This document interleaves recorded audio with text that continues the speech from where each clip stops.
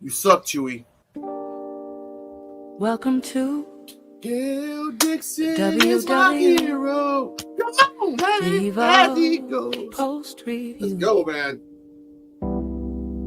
With your hearts, the invisible man and woman.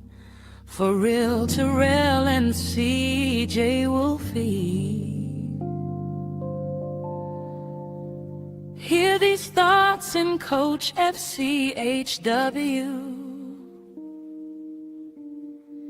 EOD the Wrestling Hub and Channery Horror. We are the number one WW Evolve Post Review in the world. Just ask Fightful.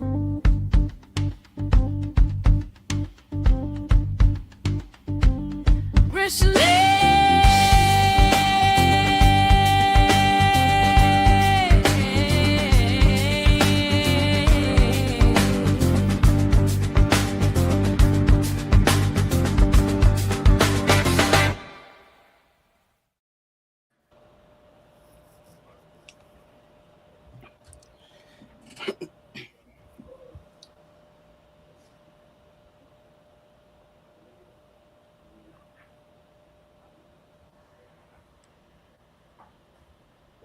Thank you. All right, here we go. Hello, everybody.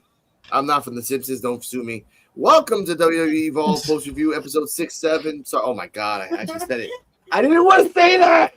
Episode 67. You did it. I didn't want to say that. I apologize. Oh, I don't want to press the button right now. It might mess me up. Episode 67 post review. Shout out to the Evolve Effect. I know it kind of pissed me off. Terrell got mad. They walked away. I'm joined today with the All-Star cast once again, and this might be the most talked about episode, not for its matches, not for its showings, but for its non-continuity. I'm joined today by the wise man of the East, Mr. EOD. How are you, sir? I'm doing good. Very doing well. Okay.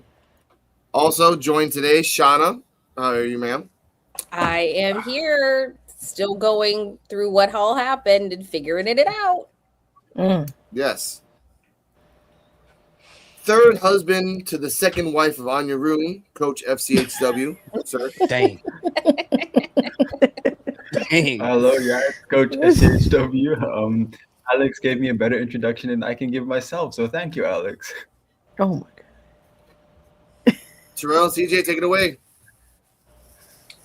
What up, everybody? My name is Terrell, and this is my wife, the beautiful werewolf. Hello, it's CJ Wolfie. How y'all doing? And together we are for Real real love. And this is the Evolve Post Review, hosted by P.U.W.F. We have the wise man EOD. What's going on, man? So, Anything in the perceivable future that you can tell us? Anything coming up in the future that you can tell us? Hopefully, it's good news. the next segment Yeah. will be coming up next. Awesome. See, that's why I love the Oracle. That's the reason why I love the Oracle. He's We pretty have accurate. Shauna. Oh yeah, we have Shauna Reed's Horror. How you doing today? I am doing well. I will say I just got done beta reading a book by my friend Nathaniel Wright. It is loosely based on the Wyatt family lore, so I know I'm going to be talking about it a lot when it gets ready to come out. So those Bray Wyatt fans, be looking on the lookout for the buzzards we follow. Oh, whenever you get a chance, you got to inbox us that. Yes. Yes. Yes, definitely have to. Thank you. Thank you so much, ma'am. We got the coach, the fourth Powerpuff Girl. No, it's the fifth. The fifth. No, He's going off. No, you're going off the original canon. Obviously, Yeah, you're going off the OG. Yeah. Okay, so yeah, the fourth one doesn't count. Yeah, she never existed. there's no reboot. Reboots don't exist. We don't acknowledge them. Hey man. Oh yeah, man. You know there's a remake with a black Powerpuff Girl, but we'll talk about that some other time. But yeah, we got Hear These Thoughts, and the only way you hear his thoughts is if you listen to him tell you his thoughts. I don't know. That's a lot of words. I'm trying to figure out the hand gestures, but yeah, I appreciate it. Thank you. I'm happy to be back. It's hot in here. I got the fan blowing like right in front of my face. Oh yeah. Shoot. I'm ready for another day to talk Evolve. I'm happy to see you guys again. Huh? Oh yeah, happy to see you too, man. We having technical difficulties, y'all. They will be back in a moment, but I hope everyone is having an amazing night so far or day, wherever you may be viewing us from. Because let's not forget the reason why I said where you viewing us from, because we are, in fact, the #1 Evolve post-review podcast there is on this whole planet. Yep. Y'all heard what I said, right? In the world, Craig. In the world.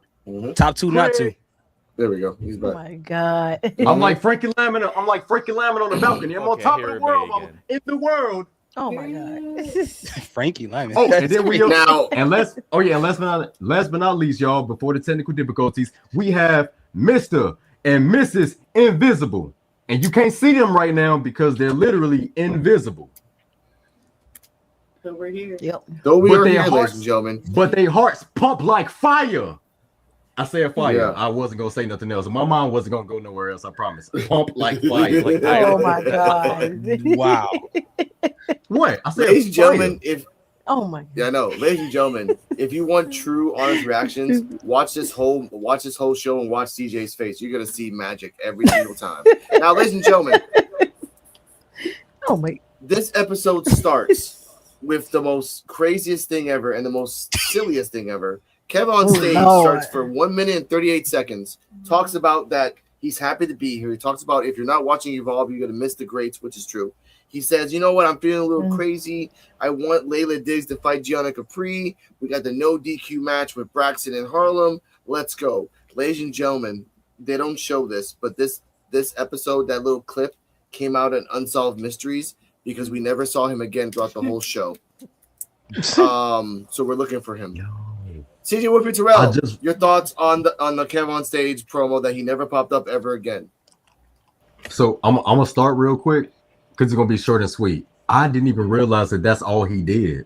Yeah, he didn't appear to none on the show. That was it. It's just that beginning segment of introducing all the matches of the show that he put up on it, but you're not there to do it. But Tiffany Thatcher count is on there. I thought you was the guest GM there. So I don't know. I don't know. It was weird. No, it was weird. That was weird. I thought Timothy wasn't gonna be there neither. I forgot about that. Oh my god. Yeah. It was weird. Now, I give us a C. Thank you. Wow, thank you. No, you're right.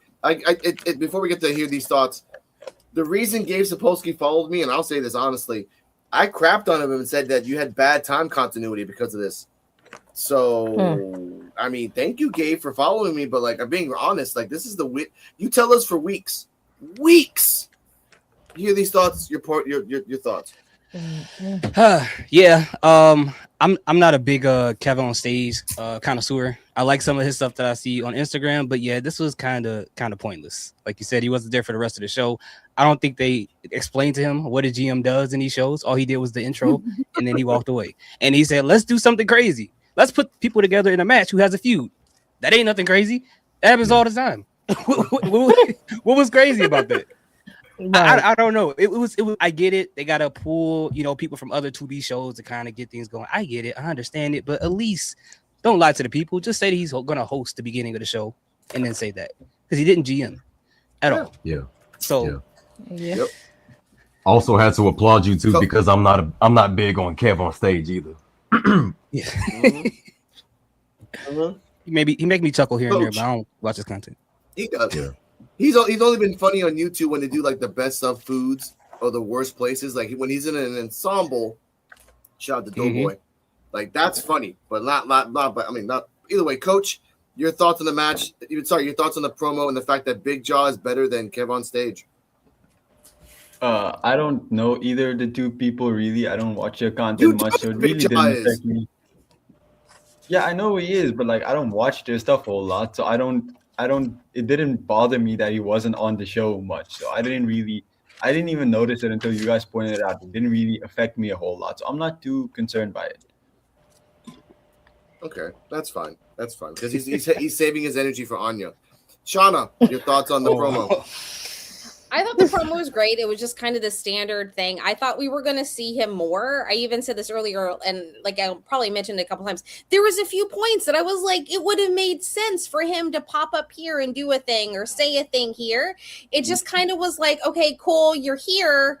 And I thought we were going to see more of him, and we didn't. But there was plenty of opportunities for him to have done other things throughout the show, I will say. Yep. P.U.W.F. Yeah, for me, because of the way it played out, I thought maybe I must have misheard something because I was like, wait a minute. They said Thatcher was going to be on a scouting thing for this episode. That was the whole reason for Kev to be the general manager in the first place. But he was on more of Succession 3 than he was on this show, which was weird. And it was also weird the fact that Timmy Thatcher wasn't at Succession 3 since that's like the third biggest show of Evolve. So I will say this, though. That production value, I don't know what's going on with the Tubi budget, but the Kev on stage thing, it looked a little crispier. The camera was a little bit sharper, so in the background, so I'll have to say that. So maybe they're upping the budget a little bit over there. But for the promo itself, the promo was fine. Just the fact that was it. That was it for the GM. Like, he just came in. He did more work last week than he did this week, and this was the week. It should have been reversed. Kind of like he was a guest, kind of watching the stuff last week, and then actually participate this week instead of how they ended up doing it. But I don't know what happened, like behind the scenes or what happened. So, but yeah, they could have fixed that. They could have fixed that like on a Tuesday or something and just inserted something in. So yeah. Oh yeah, man. Now, okay. I this is why I wanted Kev on stage to be different. He is a true wrestling fan. He's always been a wrestling fan for years. He's always said that. And to be on a 1 minute 38 segment and not say anything else. And then on top of that, Gabe Sapolsky, I know you're watching us right now. You know for a fact, you told us for weeks that Thatcher was going to be gone on an excursion, and he's not gone on an excursion. And Kev on stage was just here for less than a pot of coffee. It was a little shot glass of water. And also they could have gave Kev so much more to do. They could have gave him so much more to do. Yep. Like his commentary is hilarious on those indie shows. He could have played a role in a lot of things that trickled down, later on in the show and stuff like that. But man, I was really just expecting it. And like I said, when y'all mentioned it, I was like, dude, I really forgot that he was only there just for the beginning of the show. That's it. Which sad. Yeah. Cardian, your thoughts? I mean, I won't echo what everybody else been saying, but I basically agree. Can I ask though? I didn't really notice. Was he actually there in the beginning of the episode, or was it just like a filmed vignette? Yeah. So that confirmed my thoughts. Vignette. Yeah, he wasn't even there. I guess that's all I want to say is I'm not crapping on him as the choice for the GM. I just think the execution could have been better because he clearly wasn't there for this episode. No, there wasn't. You kept saying that McDonald's is gonna have a sale on Saturday. We get to Saturday. McDonald's act like we don't fucking remember that shit, and it's Saturday. I mean, if where's my fucking sale? He's supposed to be there for 2 weeks, and there's another week where he'll actually be there for. But this is real life problems. That was a random example. No, but that shit happened to us. Real life problems. All right. Okay. Yeah. Okay. Because if they were going to do that, they should have just pre-recorded Nikita doing that and used that in the beginning of the show. Yes. Yeah. Which, by the way, shout out to Nikita. Shout out to Nikita in this whole cinematic universe that she's been doing today. She just started that today. Holy crap. Man. She's going on a Bray-wide excursion. I love it for her. Now, I know we'll talk about her a little later. All right, match starts. Well, we get Layla Diggs. We get Layla Diggs and Mason Holiday, who this must be her last taping. I don't even know anymore. Evolve is a weird, tiny, whiny shit. Fucking weird. Yeah, this. So I must say this 2026 is weird. Yeah, it's just fucking weird. So she comes out with Layla Diggs. And they're dancing, all that stuff. Then Gianna Capri comes out with the rainbow robe and everything else. And like I said in the Evolve Effect, no IWC crapping on her wearing rainbow stuff. Just Aaron Rourke for some weird reason. So she comes out and she's like the sauce. Anya Rue was in the VIP section the whole time. She basically was a mannequin from the movie Mannequin. Just do anything. Match starts. I call the move of what she does when she spreads her legs. I call it the leveler. She just spreads her legs like a giant stick. So that's pretty cool. Layla Diggs did a nice little combo with the ending was the Shining Wizard. She's getting good with that Shining Wizard. I like that. Out of nowhere, after Gianna Capri did the Yam Slam, and she did I remember this too. Layla Diggs was in the corner, and Gianna's back was towards Layla Diggs. And Gianna Capri lifted her legs all the way up and hit Layla. It looked like a fake leg hit her, but it was a real leg. I'm like, oh shit! 20 years in ballet for Gianna Capri. At one point, Gianna Capri, Anya never said anything. Anya never said one word. Gianna goes to Anya. You're nothing. You're a loser. Da, da, da, da. Now, ladies and gentlemen, what you saw in Tubi was a lack of funds because it was wasted on Kevin on Stage's 1 minute and 38-second promo. What we saw from what we got from a Twitter account is what was actually supposed to happen. Viewer discretion is advised. Bodies were hurt in this promo. What's going on? Peter, what is she doing?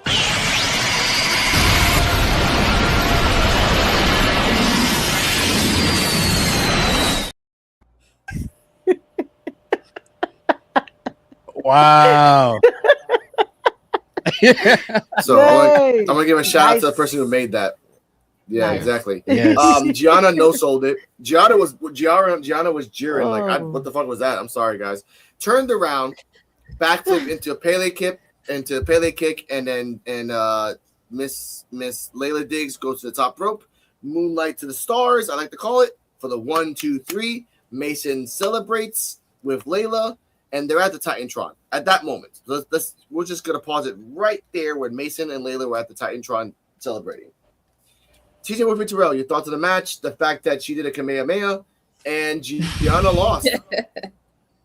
Yeah, that was crazy for her doing the Kamehameha way. But the match was decent. And glad Layla got the win. And hoping Anya can see she got the courage to at least get a win over, face Gianna and then get a win over her.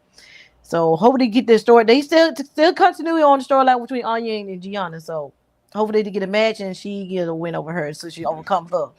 So yeah, but the match was pretty decent. So I give it like a B. And that moonsault still amazing, Layla. Amazing. I would have to give the match an A. This is the reason why I'm giving the match an A. Because first of all, with Mason Holiday, hope everything is good for you. Anything that you about to do in life, your next, the next step in life, I just wish you nothing but the best. And I did, enjoy your in-work performance and your and you having your back for Layla Diggs, aka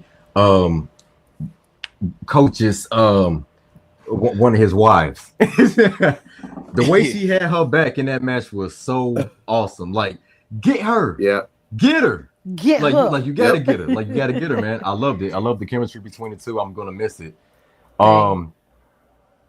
What's her name again? Gianna? Does say Gianna. Right? Gianna. She makes a really good villain. I do like it. I love the energy that she presents.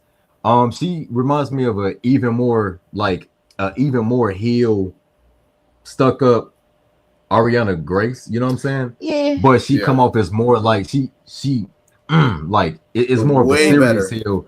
Yeah, it's a serious heel versus the comedic heel. Yeah. But now, Ariana's getting her bag now. But I love the match. And I say the reason why it gets an A is because of Shining Wizard, my favorite finisher of all time. I love the Shining Wizard. So Layla Diggs, you did your thing with that, even though it's not a finisher for her. But and Anya Rue, we got it. We got it. And it worked. Okay. Yeah. You know what I'm saying? The kid that grew up on anime. Don't mess with the kid that watches anime because you never know what they may know. Okay. Yeah. So even though you feel like you failed, you didn't.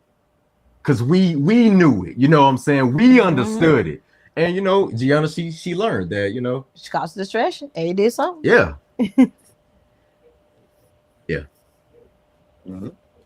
That's what's sad about her. Now, RDM, your thoughts on the match? I'm gonna give this match an A, honestly, because I didn't really have any notes. I think they're both really talented wrestlers, and I thought the Anya Room thing was left field, but it was funny. That's what Anya Roon is. Just left field. Yeah, that's what she is. Evolve is the perfect place for left field people because the whole building's left field.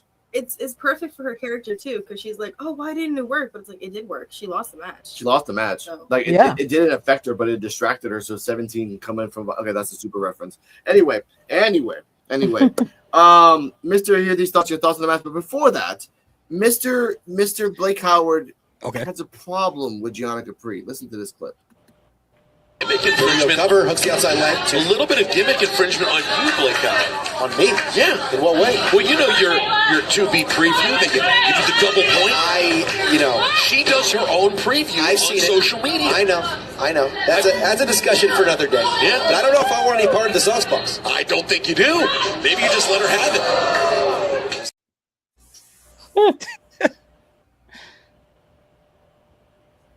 Well, dang.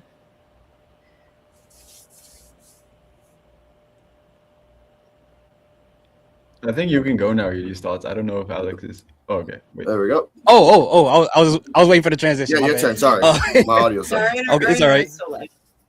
Yeah. Yeah. So I give the match an A2, man. Gianna Capri, I'm just gonna warn you. You need to be scared.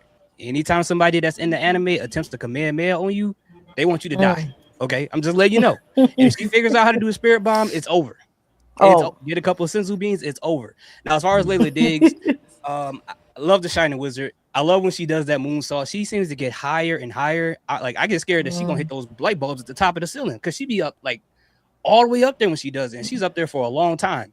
But I think at some point, Anya Rue is gonna pull off one of those anime moves and probably beat Gianna Capri. Like it would be cool if she tried like a solar flare and somehow a bunch of lights flash or something, and then like blinds her or something, and she pins her that way. Like it's gonna be something like super anime related, and I'm kind of looking forward to it. It was unexpected. It was funny, but it was like that's something she absolutely would do. But overall, I would give the match an A. Okay. Coach, your thoughts on the match and your second girlfriend, third wife, helped Gianna. Yeah, I'm gonna give the match an 8-2. I'm just very happy with how successful Layla Diggs has been because I remember how much everybody liked her at the beginning, but she was still a jobber to where she is now, where she's kind of like she's really picking up momentum. I'm really hoping she has like a championship opportunity soon because her and Nikita Lyons would put on a banger match. And I'm also happy with the Gianna Capri and Anya Rune feud, the way it's been continuing. It's been a pretty fun feud. It's like I've just been enjoying how it's been built and how silly Anya Rune has been. And it's that kind of silly where I know a lot of people are calling it cringe, but I'm finding it very entertaining. It's a lot different than anything else we're seeing right now. So I don't have an issue with it at all. So I'm just, overall, a really A+ match overall and segment, I guess you can call whatever Anya Rune tried to do. Okay. I mean, she did a Kamehameha. I love that Peter Rosenberg said, "Is she tried to attempt to do a fireball?" And I'm like, "Oh, Peter, you're old, but you don't." Is he trying to throw something? I'm like, please be quiet, just please. I know. Yeah, I like Blake's like, oh, I guess it didn't work. Oh, she tried it again. But Chana, your thoughts on the match and that she lost. Yeah, so I enjoyed the match. Like I said, I really liked it. I think this is a good way to continue the Gianna Anya feud because, once again, Anya can say she got a one up on her because she cost her the match, and Gianna is going to be like, "You cost me the match." So I think it's going to be really fun to see this continue on. Excited for Layla. I think it's going to be interesting to see her here, and then of course everything we saw with her on NXT this past week to see how those characters and how she's doing on both of those because she does have that match next week on NXT. But the Anya thing, the only thing that I'm really worried about, and I said this earlier, was the people that don't get it, that don't get anime. I hope they don't push it too much. They keep it at a right balance because I'm just afraid if they overdo it, you may have people be like, she's too campy, she's too gimmicky, and not get behind her. But if they do it right, then I think it's going to come off really well. So I just hope they can keep it in a good balance for the people that are fans of anime, people that aren't, because I don't want to see her lose any momentum or, you know, have anything happen with her character or her have to change it because if they do too much.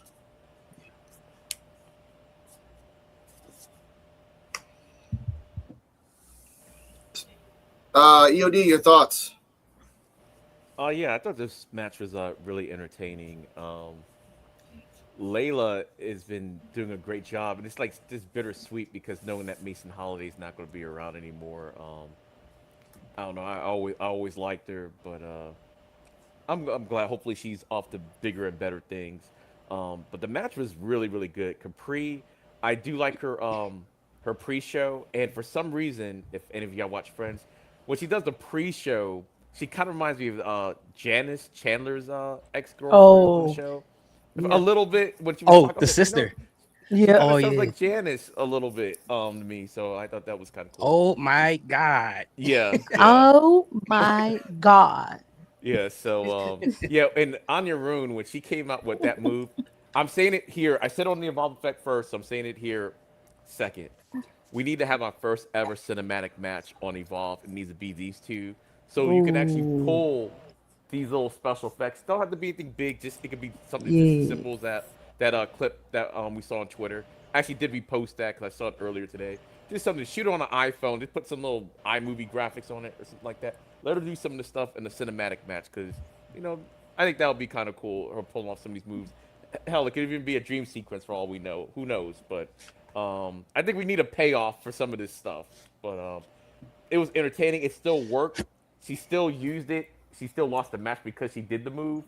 So yeah, everything's coming up rose for Anya Rune, and I do also like the way they're continuing the feud. It's like the feud's still going without them really ever actually touching each other or anything like that. So it just feels like okay. So when they actually do have that blow off match, I know they had a match before, but I think they're doing a good job with the build of the feud. So I liked it. I think the whole thing was like an A segment match, and yeah, whatever Anya Rune was doing there. So. And the saga shall continue for another few weeks. Again, they've done 2 sets of tapings. That's 8 episodes. We are just ramping up to something, gentlemen. All right, post match, Layla and Braxton. Sorry, not oopsies. Layla and Mason are dancing. Braxton pushes them both aside and doesn't remember that you have to ask permission or excuse me to go through women, but I guess not. Those 2 women didn't beat his ass, which is something they should have done before he left. He complains that no one gave him permission or consent to be in a no DQ match. Harlan Lewis came up from behind him and said, "Bitch, that's up." So the match starts. He hit him in the back. The book flew. Match starts. Now I said this in the Evolve Effect. I don't have to read the play-by-play for this one because this is fucking crazy. First minute of the match, once they get inside and ring the bell, Harlan Lewis puts a baking pan in the corner turnbuckle, gets run into it in his shoulder. He has cups, like the cups things that people use to suck out all the toxins of your shoulder. So he has that on his left shoulder so that he's focusing on that. Braxton Cole does the X-Plex to Harlan Lewis on one of the baking pans. At one point, and this is viewer discretion is advised if you want for this to be descriptive. At one point, Braxton hits him with a tennis racket in the throat, then goes outside. The person in the red hoodie says, no, don't grab that. That's someone else's cane. He grabs a cane, goes back inside, hits the cane. The cane shatters into fucking pieces. Shatters. Almost hits a fan. Yep. One. Then he grabs a mop, breaks that mop, shatters as well, almost hits a fan. After Harlem comes back, crotches him with the double mop. Then he grabs a mop, shatters it on Braxton, and that particular stick of wood goes all the way up to the roof. We talk about how low the roof is. It hit the roof and went straight down and almost hit a fan by 3 inches. By 3 fucking inches, it almost hit a fan. So Harlan with the broken mop puts the cloth in his face. I did say in the other show that I didn't like that the referee was trying to stop Harlem from doing that. I'm like, there's a no DQ match. I can do this for the next 3 minutes and just stuff it in his face, and you can't do anything. It's a no DQ match. Get away from me. He does the boom slang for the 1, 2, 3 post match.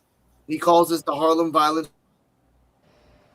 World Tour. Aaron Work comes out. Hello, Mr. Lewis. He says he was trying to help me last week. I respect that. People says hug him. Let's hug. He says let's not go that far. He says that I'm going to talk to Timothy Thatcher in the back right now and see if we can have a match later on. So, CJ Wolfie Terrell, your thoughts on the match, post-match, and the fact that Thatcher's still there. Fuck. Shit, man. Yeah. Yeah, he apparently still there, but the match was crazy. They did a lot on this match, which was a pretty good, no DQ match. And yeah, the craziness with the sticks flying out, and I really hope it hit nobody. I do. Oh my god. Yeah. But they did it pretty good. I wish this match was on Succession. The how the match turned out, that should have been on Succession. So yeah, that match was an A. And good that Harlem wins, and then he earns opportunity to go at Aaron now. So Aaron get him a match for respect for saving him last week from getting jumped by the Mob Squad. So that's good on him. So yeah, I get that A. Yeah, the match was dope. I give it an A as well. As a matter of fact, I'm giving this match an A plus, only because the crowd was behind the whole Wiener chants. You know what I'm saying?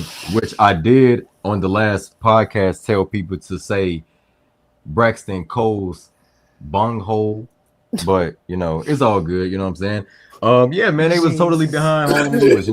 They was cheering for him. They was showing Harlem Lewis love that he, so well deserved. And this is something that we, that I would have, enjoyed seeing for Harlem Lewis, because the uses that they've been doing for him in 2026 has been kind of weird. So it is kind of dope to just throw him in this no DQ match. Shout out to Kev on stage for calling, that stipulation, because it was cool. Where Braxton Cole got a manual from, I never even knew that NXT had a manual until Timothy Thatcher became general manager. So maybe he has a foreman book. Don't say, hold on, you looking at this is involved for one. This is involved. You looking at a handbook for NXT. What is he doing looking at a handbook for NXT and it's evolved? No, you got the wrong show. Thank you, Braxton Cole. Don't you supposed to be a scholar, Braxton Cole? You got the wrong show. Don't you supposed to be a scholar? You're supposed to be a scholar, Braxton Cole. What's that? Come on now, Braxton Cole. See, Braxton Cole, he's a fraud. I've been saying it. Braxton Cole is a fraud. He had an NXT manual on an Evolve show. Wrong show, buddy. Braxton Cole, you know what, Braxton Cole? That's why you lost. That's why you lost. Harlem Lewis won. The match was brutal. I love no DQ match. Man, Braxton Cole, man, you know what you could do, Braxton Cole? Go get your whole stuff. That's what you do. Go get your whole stuff. Hole in one. Go play some golf. Oh, okay. What pocket? P. Diddy's crib. Go play golf at P. Diddy's crib, Braxton Cole. What? Sorry, Gabe. Supposed to be. If you're watching, I'm sorry. We're not. Sorry, Dante Chen. This Lord, for Dante Chen has been gone for so long. It just shifts to Braxton Cole now. And you walk again. I'm saying. Braxton Cole is not a likable character. Okay, we're allowed to get mad at him. That's pent up. Your thoughts on the match? Your thoughts on the match, Card? This is madness. This is fucking madness. This was a badass match. This was a badass match. This was a badass match. Yes, it was. This was a funny episode, honestly. Yeah, I'll give this match an A. Okay. But yeah, it was a good match. I like the segment more, like this segment afterwards more. So. Yeah, when Aaron worked. And it goes back to Terrell. Like, he understands. How you feeling, Terrell? Ready? Hope he's okay. Here's the part that, before we get to hear these thoughts. Yes, he was reading an NXT book and he's involved. Now, these rules are so convoluted. We have to also remember that as a guest GM rules supersede all other rules for the week. So therefore, even if Braxton Cole's like, why was I invited? I'm like, well, dumbass, guest GM rules dictate that whatever he says goes. So sorry, dude. Like, Daddy can't save you here. Sorry. What are these thoughts? Your thoughts on the match and the fact that people signed waivers before they sat down. The waiver says, sign here, please. You may be impaled by a piece of stick. during this match because they literally were trying to stab somebody with those sticks. I'm like, come on, man, this is not Mortal Kombat. Yes. What are you doing? But then we saw him come out with that book, and that's the first thing I noticed. I was like, that is an NXT book. But the first thing I thought about was like, maybe he's so full of himself that he thinks he's going to NXT soon, so he's studying to be there. And he's like studying the rules and stuff like that and trying to go to a superior in NXT to try to change what's happening in Evolve. That's the only thing I can think of with that. But overall, the match was actually pretty good. And like CJ said, I was like, this probably would have worked on Succession. This would have been a really, really good match there. And the part that was very satisfying was when Harlan Lewis rubbed that mop in his face. I felt like if they would have set up a little bit more, you know, given the whole mop and sling situation, he should have put a sling on him too. But I think that was a very satisfying moment. And the whole thing with Aaron Work at the end was probably, as funny as this sound, this is Harlan Lewis' best promo, even because he didn't say anything. So I had to give him that. You're right though. And by the way, commentary did bring up the fact that is because Braxton Cole is using the mop so much. Is Harlan Lewis reliving his past or just too scared to be in his future, which would be a mop holder and a janitor? They're really philosophical in this freaking match, Peter Rosenberg and Blake Howard. Really, weirdly enough. Coach, they said the mop represents their whole family too. Braxton Cole. Yeah, that was kind of weird. Like commentary was like either like they were trying to say. Here's the part that got me pissed off before we get to you, Coach. In the Layla Diggs match, Peter Rosenberg once said again, like, "Oh yeah, I invented that move for them. They just haven't paid me yet. They'll pay me in a week. It's totally fine." When the fuck are they gonna pay? Like, no, dude. When does this payment thing happens now? Like, no. Stop saying that you're helping Layla Diggs and Mason Holiday dance. Now it's just getting like sad. I don't want money. I don't want money if they tag us in Evolve. I want us to have like recognition. Fightful wrestling. Coach, your thoughts on the match? Money. These guys don't want the money, but I do. Like, if you're gonna like give money, I still want money.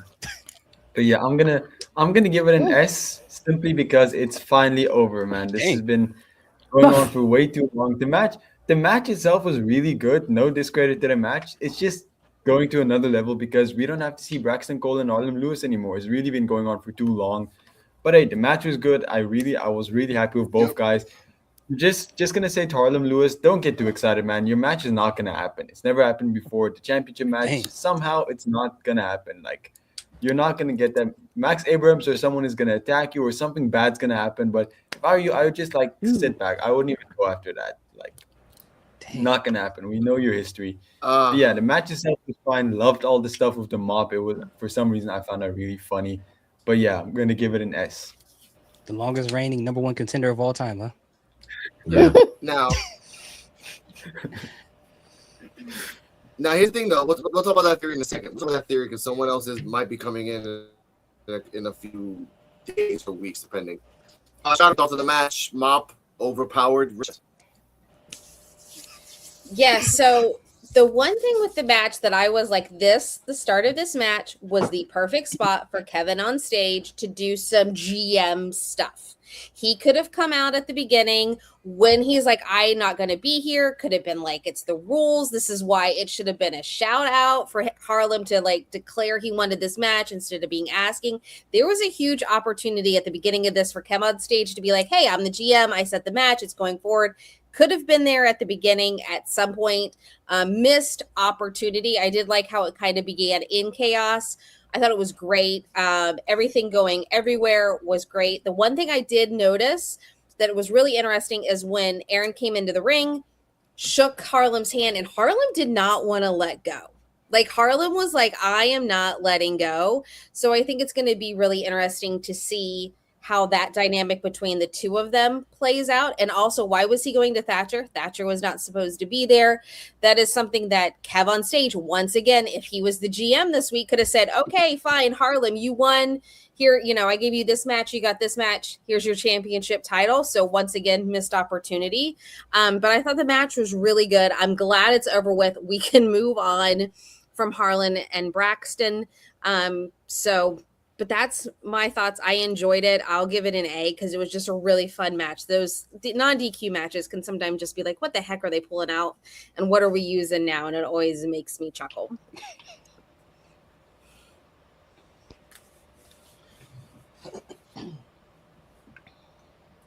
What up, Truman?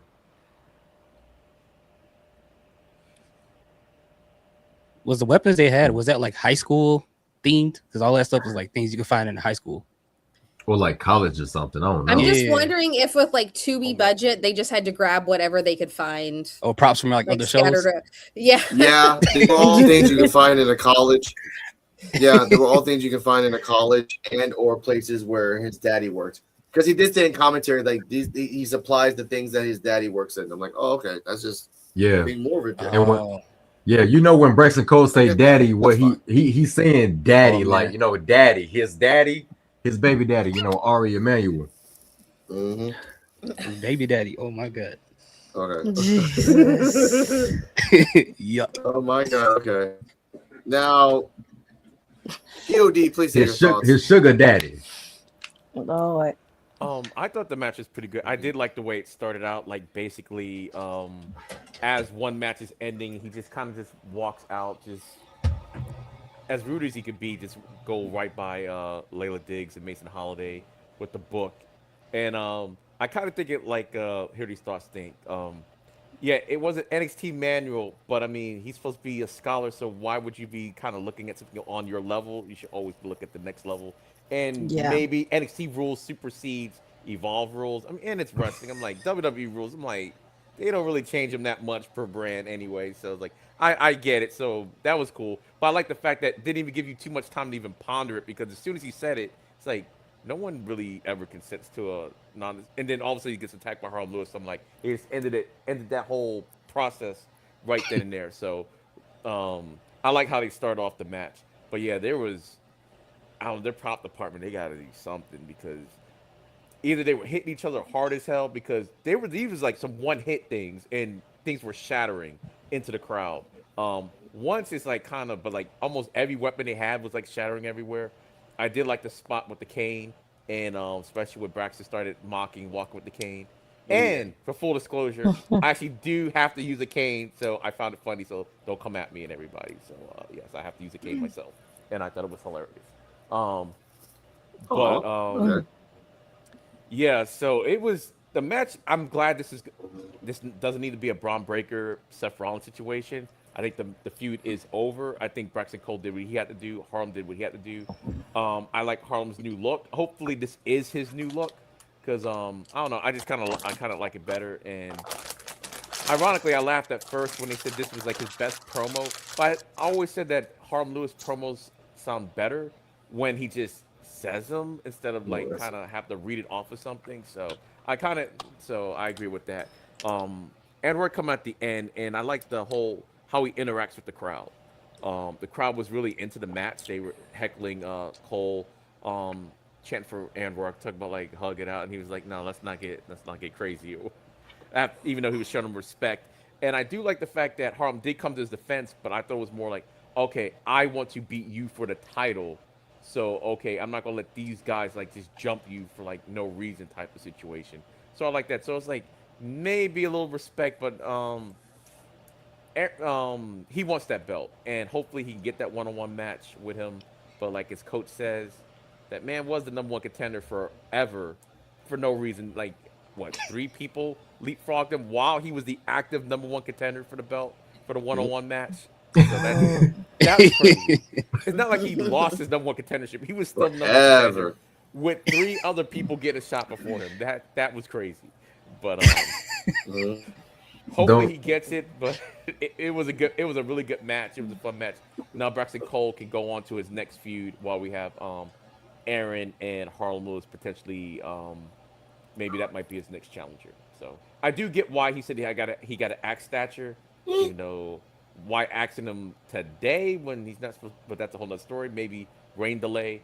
But because maybe Thatcher might have already had somebody in mind for him to fight. So I'll just have to think of it like that. Maybe there was always somebody in mind that says, "Okay, let me go axe so you could be the next person." You know. So I'll give him some leeway with that. So.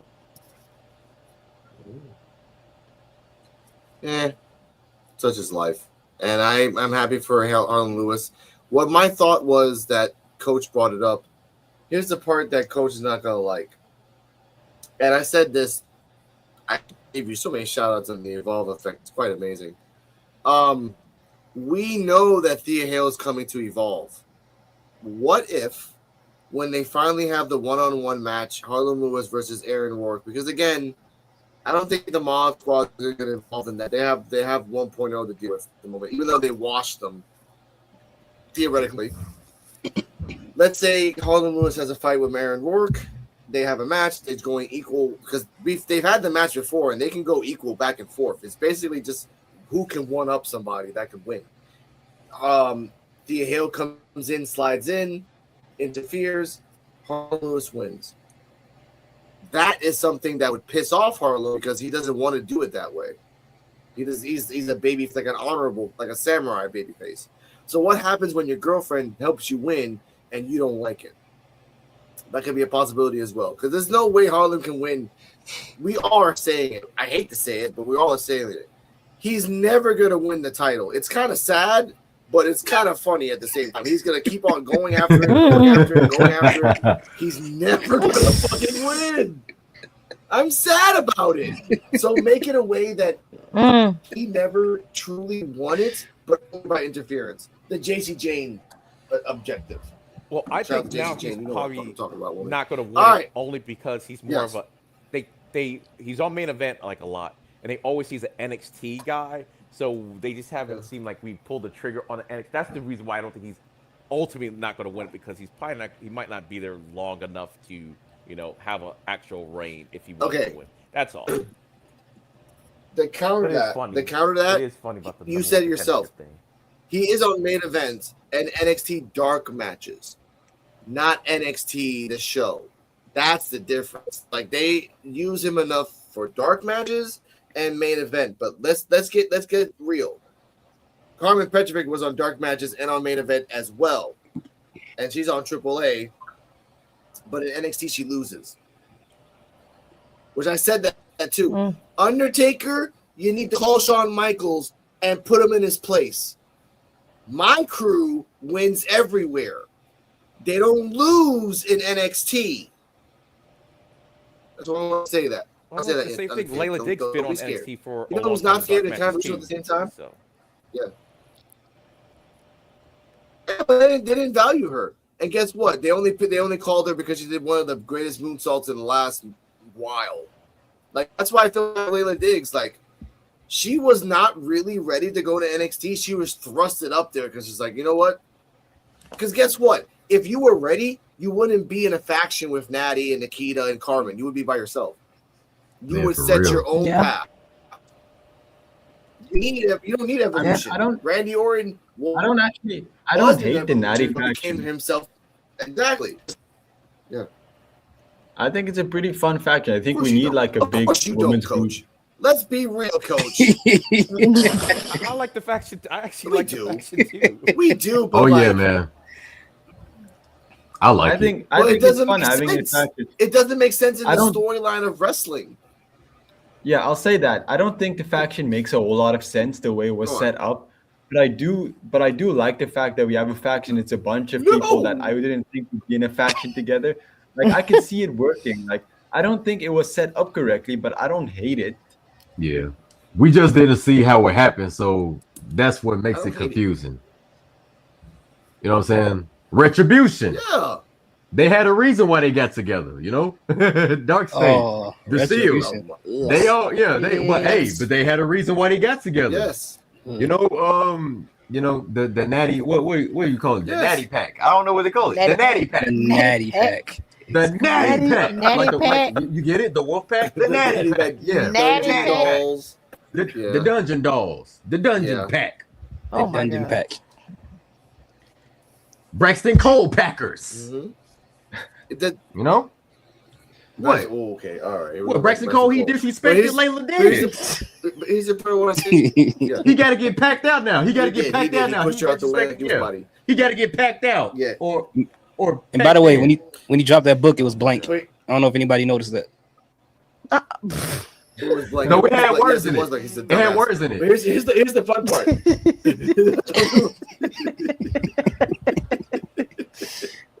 Lord. He just came out there with an NXT notebook. Okay, Okay, I lost myself for a second. Okay, here we go. I know. Here's the part I want to say about this. I'm happy. That's messed up. I'm happy for the faction between Natty and Carmen and Nikita and Layla. Here's the fucking hate. Like, you know that Natty's faction is not going to evolve to help Nikita keep the belt. You know that. So why the hell do you need them anyway? Like, hey, I'm an evolved champion. Why am I hanging out with 3 people that are not champions? I know, Natty, you're a champion. I know, Natty, you're a world record. And I said this in Evolve Effect. Yeah, you're a world record holder, but you're not a champion now, Natty. I am. I take care of mine. And also, on Evolve, true. Natalia was hate champion each other. before. But in NXT, though, they love each other? Yeah. Before, but not lately. Not lately. That's the point. Nikita needs to do her own damn path.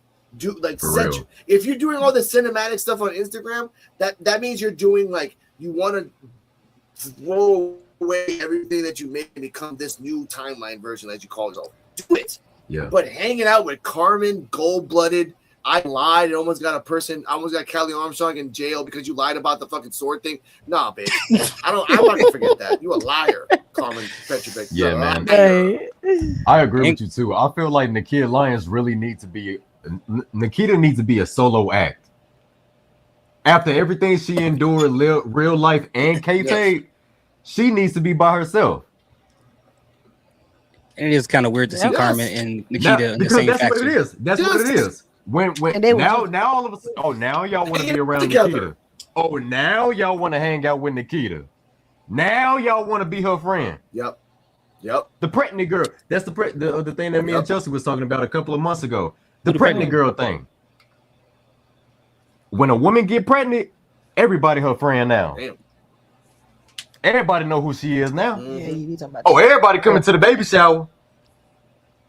That's why the daddy is important, because the daddy has to be able to you wasn't cool with her, babe. You don't even know who she is. You know what I'm saying? Yep. She need a voice of reason, and she has the voice of reason. You're gonna be good reason. Man, I ain't finna be around nobody, man. I got to go now. You know what? You're right about that, because it's like it doesn't make sense for Nikita and Carmen to be in the same faction, and Layla Diggs to forget that Nikita put up a falsified fortune teller, tricked them in the past, which is mental abuse if you think about it. So She's very gonna hate her. That was crazy. Yep. It makes no sense, and Natty's like, I brought you all together, and all 3 of them should be beating the shit out of each other all the time. Constantly, because they hate each other. But Natty's like, but either way, I want to say someone that doesn't make sense as well either. Sloane Jacobs has a promo backstage and says that they should be thankful for us that we are. There's a celebration for us, and now they're gonna do a coronation for Nikita Lyons. It was destined in the stars. She was meant to do this. Now I wish that if these things that Nikita did today was like in the background of when Sloan was talking, it would be awesome. But Sloan was basically incorporating the royal we when talking about Nikita. And next week is the coronation. So TJ Whitfield, Terrell, your thoughts on the coronation and who is going to pop up next week? I'm not sure who's gonna pop up next week, but I will say the coronation is gonna be something. Yeah. It's gonna be fire. Yeah, it's gonna be something. It's gonna be good. I can't wait to see it. You know what I'm saying? So Nikita Lyons could keep reminding us that she got the W. You know what I'm saying? Yes. But I think perhaps Xena might show up. See, she was there. So for some reason, watching the match in Succession, she might show up. So. Oh, what up, Mark? I think Xena gonna show up. Oh my god, I thought the same thing too. And then Nikita's like, "What are you doing here? You only won one match. I went after the title. Get the hell out of here! You only won one match. Get out of here." Exactly, Xena. Yeah, get out of here, Xena. Cause that was all he was sitting out there in that VIP lounge that week. Like, why are you even here? And I'm gonna let you know right now, Xena, you're not winning, Xena. You're not winning. If you do get a match, Xena, you're not. Hells no. But Give these thoughts.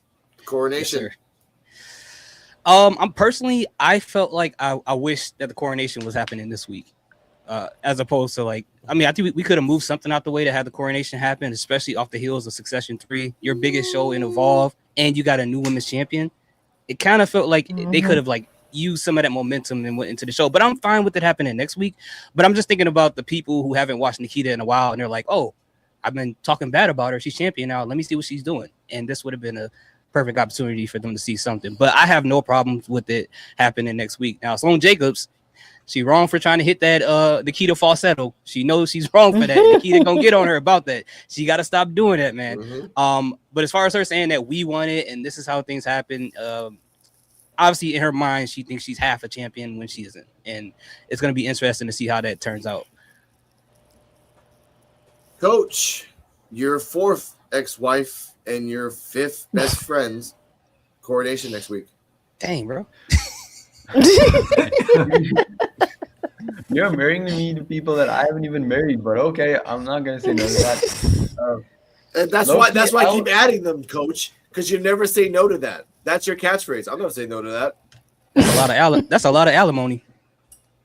Oh my God! Oh no, he treat him right. He know how to treat him. You know what I'm saying? They get along pretty good, so he ain't got to worry about that. You know, love. You know what I'm saying? Love guru, man. Like, dang, I know, like money. You know what I'm saying? Yeah. He invented the fragrance love them? spell, man. Why do you think I'm marrying them? I'm not doing this for love. I'm doing this for all the money. Wow. There you go. If you marry 5 other people and each of them give you $100 a month. Yes, indeed. Lord.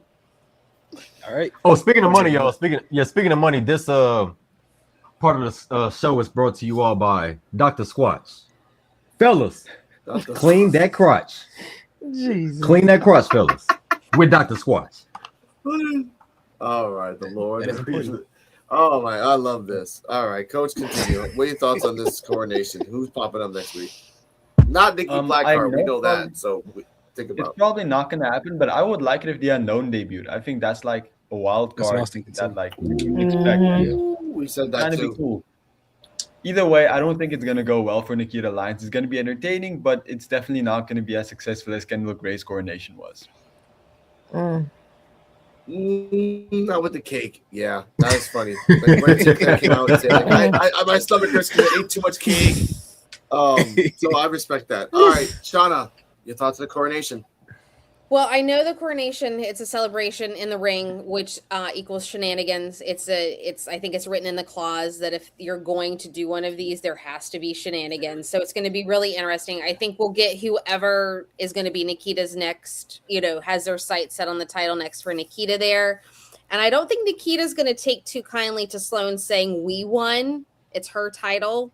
Yep. And I don't think Nikita's going to like that, because even when Sloane won that, match to go up against Wendy and all that, the side eyes, everything from Nikita wasn't having it. And for Sloane to say we won, Nikita's not having it. So I have a feeling Sloane will try to take some of the spotlight from Nikita, and it will not end well.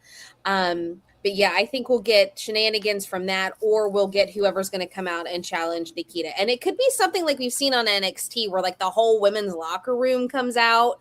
We've seen that happen a couple times, but it'll be really interesting to see how that plays out. And will we see Carmen there because of the NXT thing, her there now? So it's going to be very interesting, I think, to see how it plays out. But I'm looking forward to the shenanigans because the writing's on the wall. EOD. Yeah, it's just interesting how Sloane wants to be Nikita's lackey so bad, and she's really not even Nikita's lackey. Nikita's like, we're not homies, we're not partners, we damn sure not friends. She's just around. So the fact that she thinks she's cool with Nikita, and Nikita just don't give a damn about her is pretty funny. She seems oblivious to it. So I can't wait to see what's going to happen. So she better have a good gift for her next week. But yeah, shenanigans is going to happen. Depending what's going on with this TNA knockouts thing, maybe Wendy Chu might show back up next week, unless she's like completely done with it. But if she's not, I think Xena might show up, and it'll be kind of like you've only won one match type of situation. Or we could get the clear out and everything. I do think we might get an an unknown tease I don't think the Unknown might show up, but maybe we might get some type of, I don't know, lighting going out or something like that. But I think ultimately, I think Xena might end up being the first victim somehow. Just just so you can get a win under your with your championship. So, and the fact she was in the VIP section last week, which was, I like Xena, but that was odd as hell. You had Kendall, you had Callie, and you had Xena, who won like one match. So it was like, but who knows? They do like to set it up that way. So maybe it could be one of those things where she tries to challenge her, and she's like, "Look, you don't even have a win-loss percentage to even like talk to me or whatever," and maybe something happens because of that.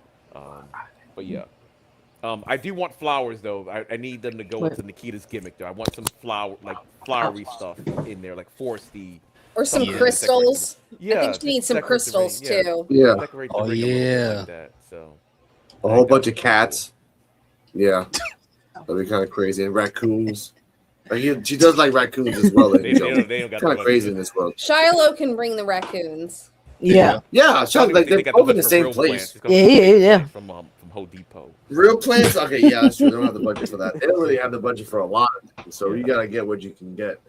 What you can get now is something that I didn't want to hear, and that's Chewy Martinez by the Titantron, bringing out Kale Dixon, calling him his brother. Come on, brother, Kale Dixon. Come on, brother. So he comes out, Kale Dixon, with the graphics of the mouth and the words come out of his mouth. He says he's a D1 athlete. He says he didn't really understand the fans. He didn't really understand why he didn't like them. But then they didn't understand him. They didn't understand that he is a D1 athlete, that he turned down, like as EOD brought it up, many contracts to be in baseball, to be in the WWE. He also said that he didn't understand that why the fans didn't get him a fan, and the crowd said, that's not our fault. You did that to yourself. That's not us.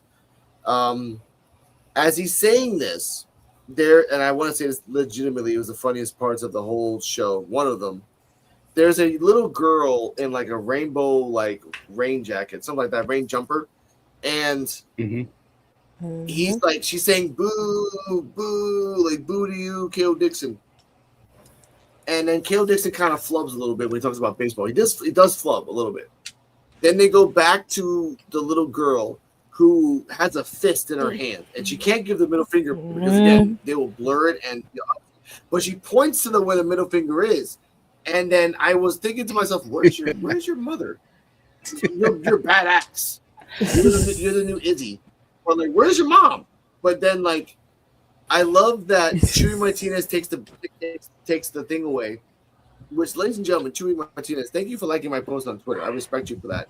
However, Kale Dixon says this, and I quote, Chewy Martinez, I know we can be friends for a little bit in the future, but never take the mic out of my mouth until I'm done with the promo. I will tell you when I'm done before you take the mic out of my mouth. At that moment, I wanted to make the wanted list and put his first name on there. Because finally, someone told Chewy Martinez, the smartest thing in the world, keep the mic next to your mouth, you dumbass. Anyway, Chewy Martinez being a sexist as well. Oh, who's that beautiful woman that you were with last week? Why'd you just can't say women? Why can't you just say person? Why do you have to make it beautiful? I mean, I like Latina girls. Should I call Latina girls, who's that ugly Latina girl? No. Dang. Don't be sexist, Chewy. It's the truth. It's the truth.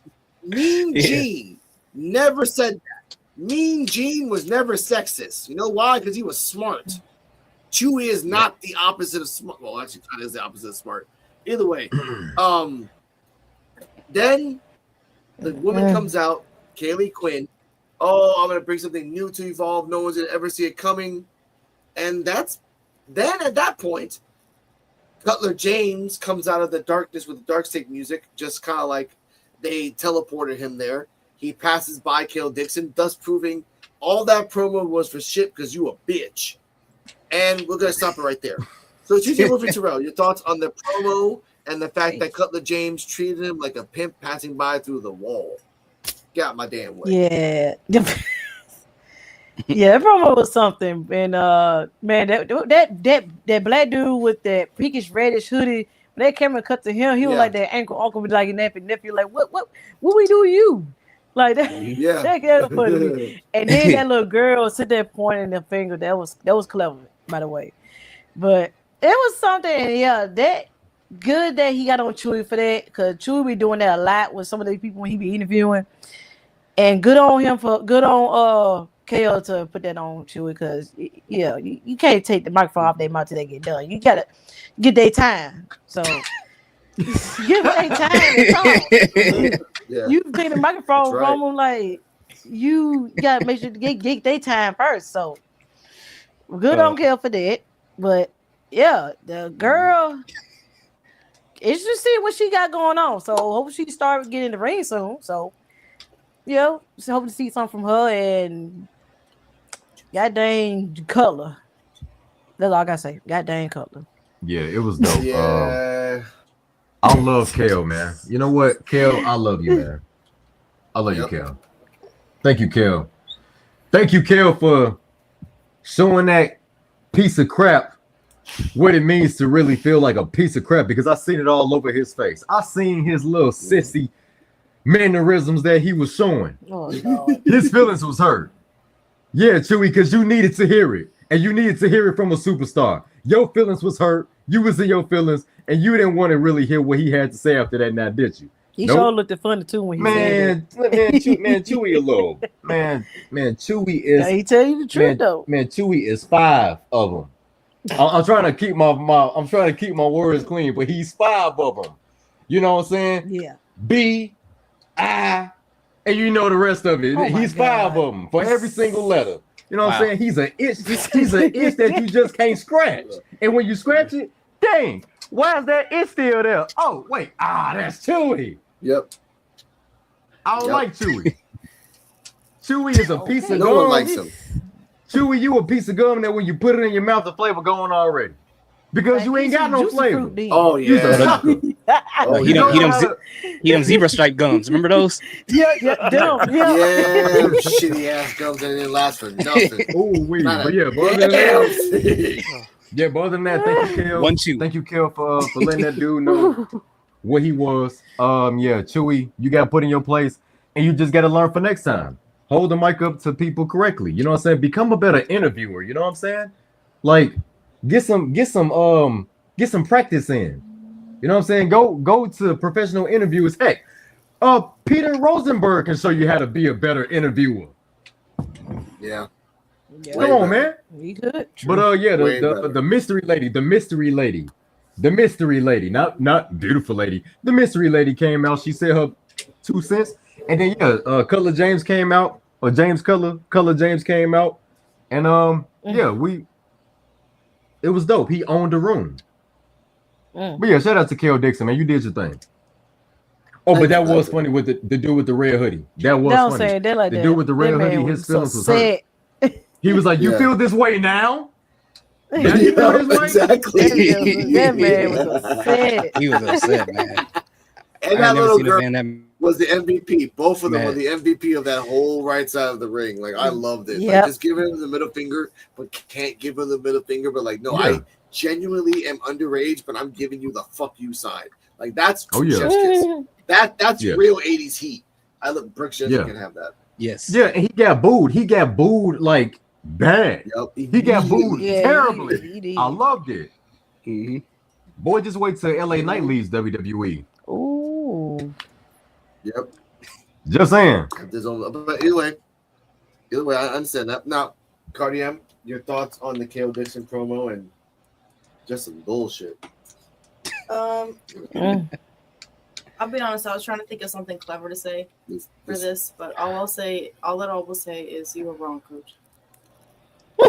Wow. What? Wait, what happened? Because remember last week. Again?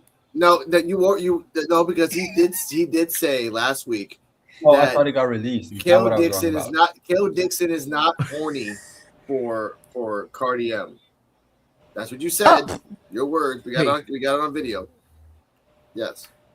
Is that what he's saying? Kel Dixon's not horny for Cardi M, and then Cardi M just anyway. Here's these thoughts. Your thoughts on that promo. What is happening? I don't. I don't know either. What? We watched the show. Ladies and gentlemen. I feel like I'm missing something. Hey, to be honest, Mark, the day LA Knight does decide to they have a contract sign, I hope he don't sign it. I hope he don't resign. Yep. He gonna be New York Knight. AEW. Oh wait. What? I knew you were. But as far as what's his name? Kel Dixon, right? Yes.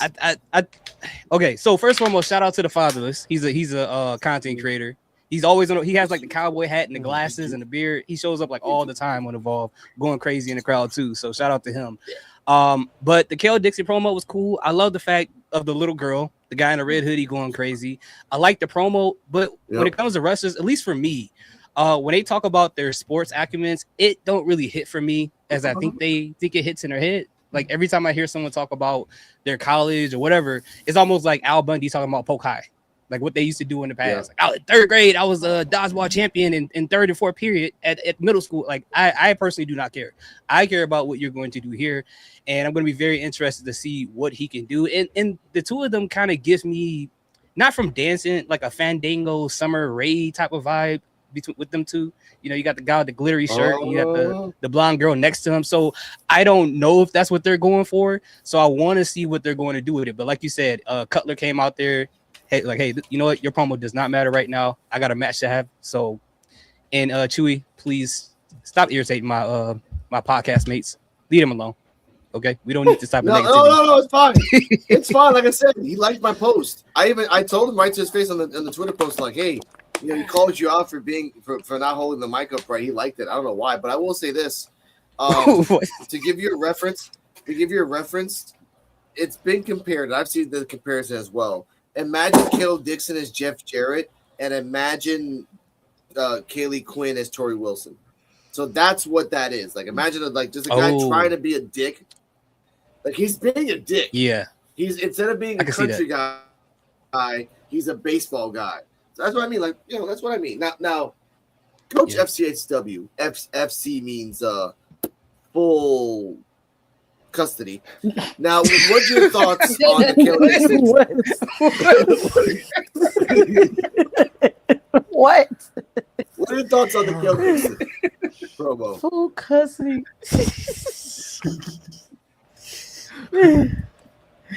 Oh.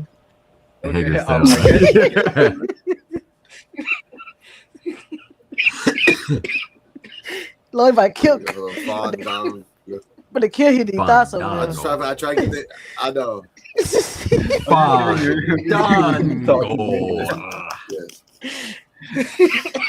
You're up, Coach.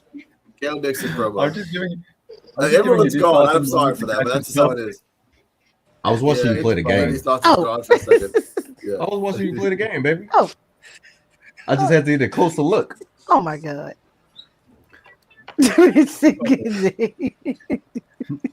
Lord. I know the don't. Gather your thoughts. Gather your thoughts.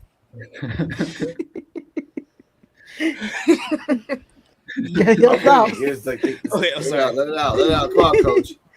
It's fine. Okay, first off, this is to Cardi. And the fact that you keep thinking about it means Kel Dixon has been in your head. So the question isn't if he's horny for you or you horny for him. Oh my.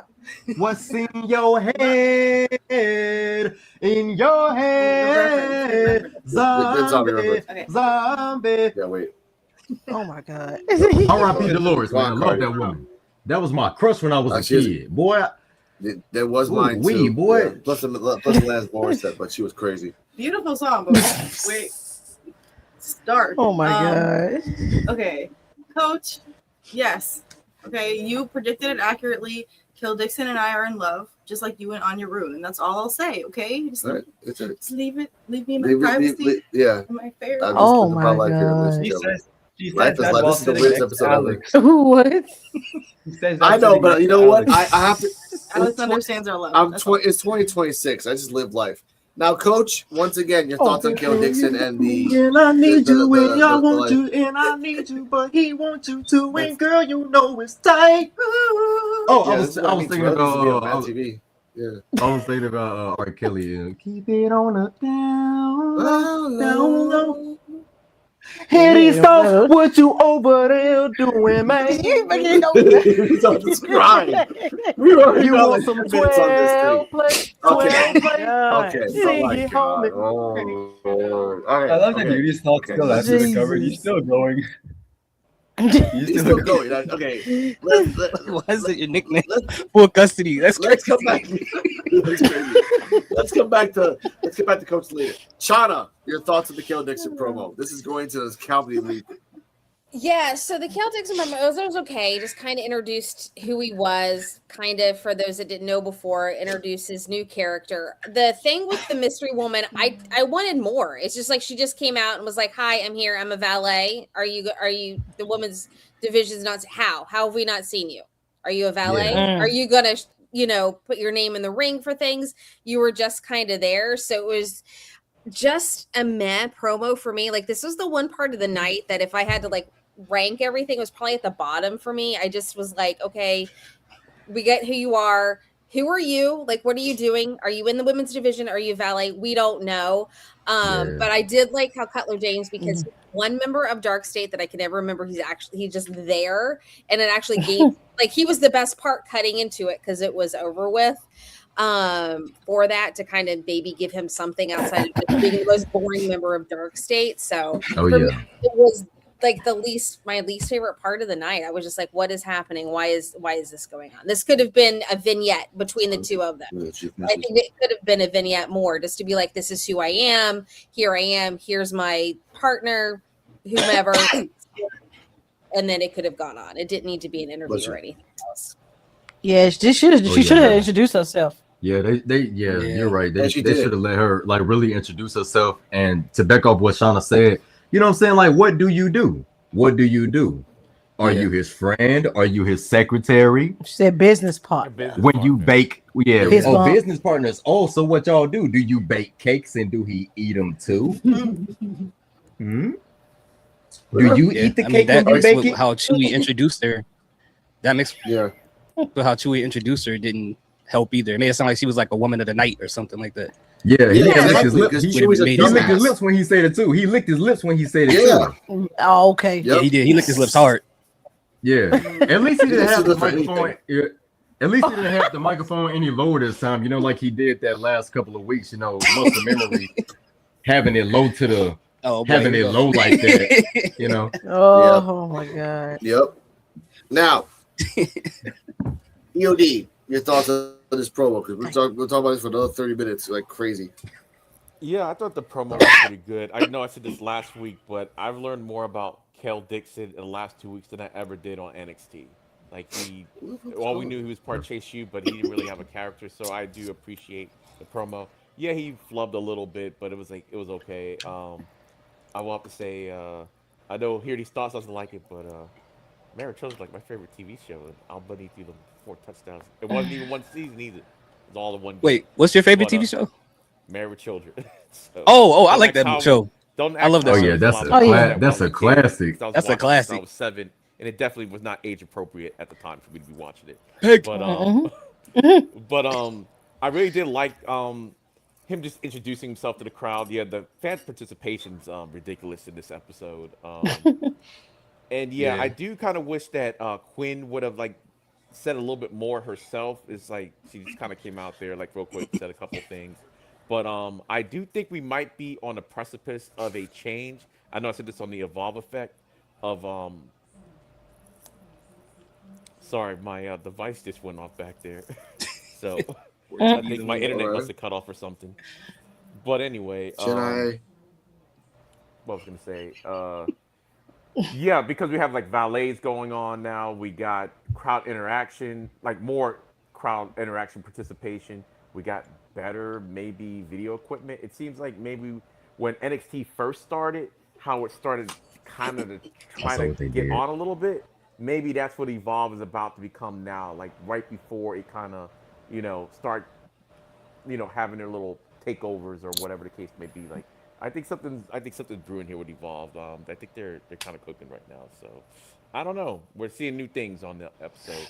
Hardcore matches with broomsticks and whatever breaking off into the crowd. So I don't know. This feels like we're on to something. So. Oh yeah, man. Allegedly. Allegedly, if no one sues, then allegedly it went to the crowd. We don't know if it did, but that's life. This part is gonna make me laugh. In the back. Oh wait, no, I'm sorry. We forgot about the match that I don't want to talk about. We're gonna talk about anyway. Cutler James comes to the ring, all robotic. Oh, I'm a robot. I don't really understand feelings because my girlfriend's in. Anyway, it's golf hands. Which, ladies and gentlemen, before we even show the fact that he did a beautiful Romeo Moreno fucking dropkick, for the first time in a long time, it's time for that studometer for a guy that uses a low blow for. Ladies and dummies, it's Gal with the first ever live in-person studometer with Richard Holiday. And as you guys know, no feelings, only facts. We're gonna rank them pretty fast. We're gonna start off. This is long overdue. Yes, we're gonna start off with the hair. Hair guy. Flowing. Check. Body. The pecs are popping. The abs are popping. Body guy. Body guy. Check. Now the tan. Tan guy. Bronze, 10 to jack, ready to attack. Ladies and dummies, Richard Holiday is a 10 on the studometer. Didn't even use the stash, too. Stash guy. Easy. But that right there is a signature rating. Seriously, dude, it took you long enough to do this rating, but that should cover it, though, right? Yeah. All right, good stuff, man. Good shit. Richard Holiday is hilarious. I don't know if you guys seen a lot of his videos. He's hilarious. He's not a 10 though. He's not a 10. I'm waiting for him to come back. Okay. Now that's what I was gonna say. That was a transactional it's studometer, so that's just like, in reality that was a 7 out of 10. He just he paid him, so he had to say 10 out of 10. If not, they would have to fight. So I get that. That's fine. Richard Holiday is funny, but he's not a 10 out of 10. I'm sorry. No. Yeah, he's not Dominic Mysterio. He's a 10 out of 10. Dominic Mysterio. Okay, wait. Dominic Mysterio is not a freaking 10 because all he eats is freaking chicken nuggets. That's like a 6.5. Like, you cannot get jacked on chicken nuggets. Okay? Who cares? Chicken nuggets are good. So. Yes, but don't be a chicken nuggets apologist, Coach. We're not doing down that path. All right, we're not doing that today. Now, what I am gonna say is he's a lot of apologists. Now, It's Gall jumps out of nowhere, does a drop kick. Match starts. They go back and forth, and I said it in the group chat. James Cutler Castagnoli was born. Did all of Cesaro. Did the uppercut. Did he did? Did the uppercut? Did the swing? Did everything. And at one point, It's Gall kind of clipped the leg, so he's trying to come back. I'm like, yeah, It's Gall, but eventually he did a helicopter slam, just spin around Razor's Edge for the 1, 2, 3, and then he went to the middle of the ring. He gripped his arms to see if he actually feels emotion, but he doesn't because he's a fucking robot. She's with Terrell. Your thoughts on the match? I'm pissed. I mean, I'm mad. It's Gall didn't win, F. It was a mixed reaction. A couple of people was cheering for It's Gall, and it seemed like everybody else was just cheering Dark State, Cutler James. Like I'm mostly in Dark State. Yeah, mostly Dark State. It was like three or four people just cheering for It's Gall. I would have set the roll up he could get. He could have let that man win. That's not my crew. But thanks.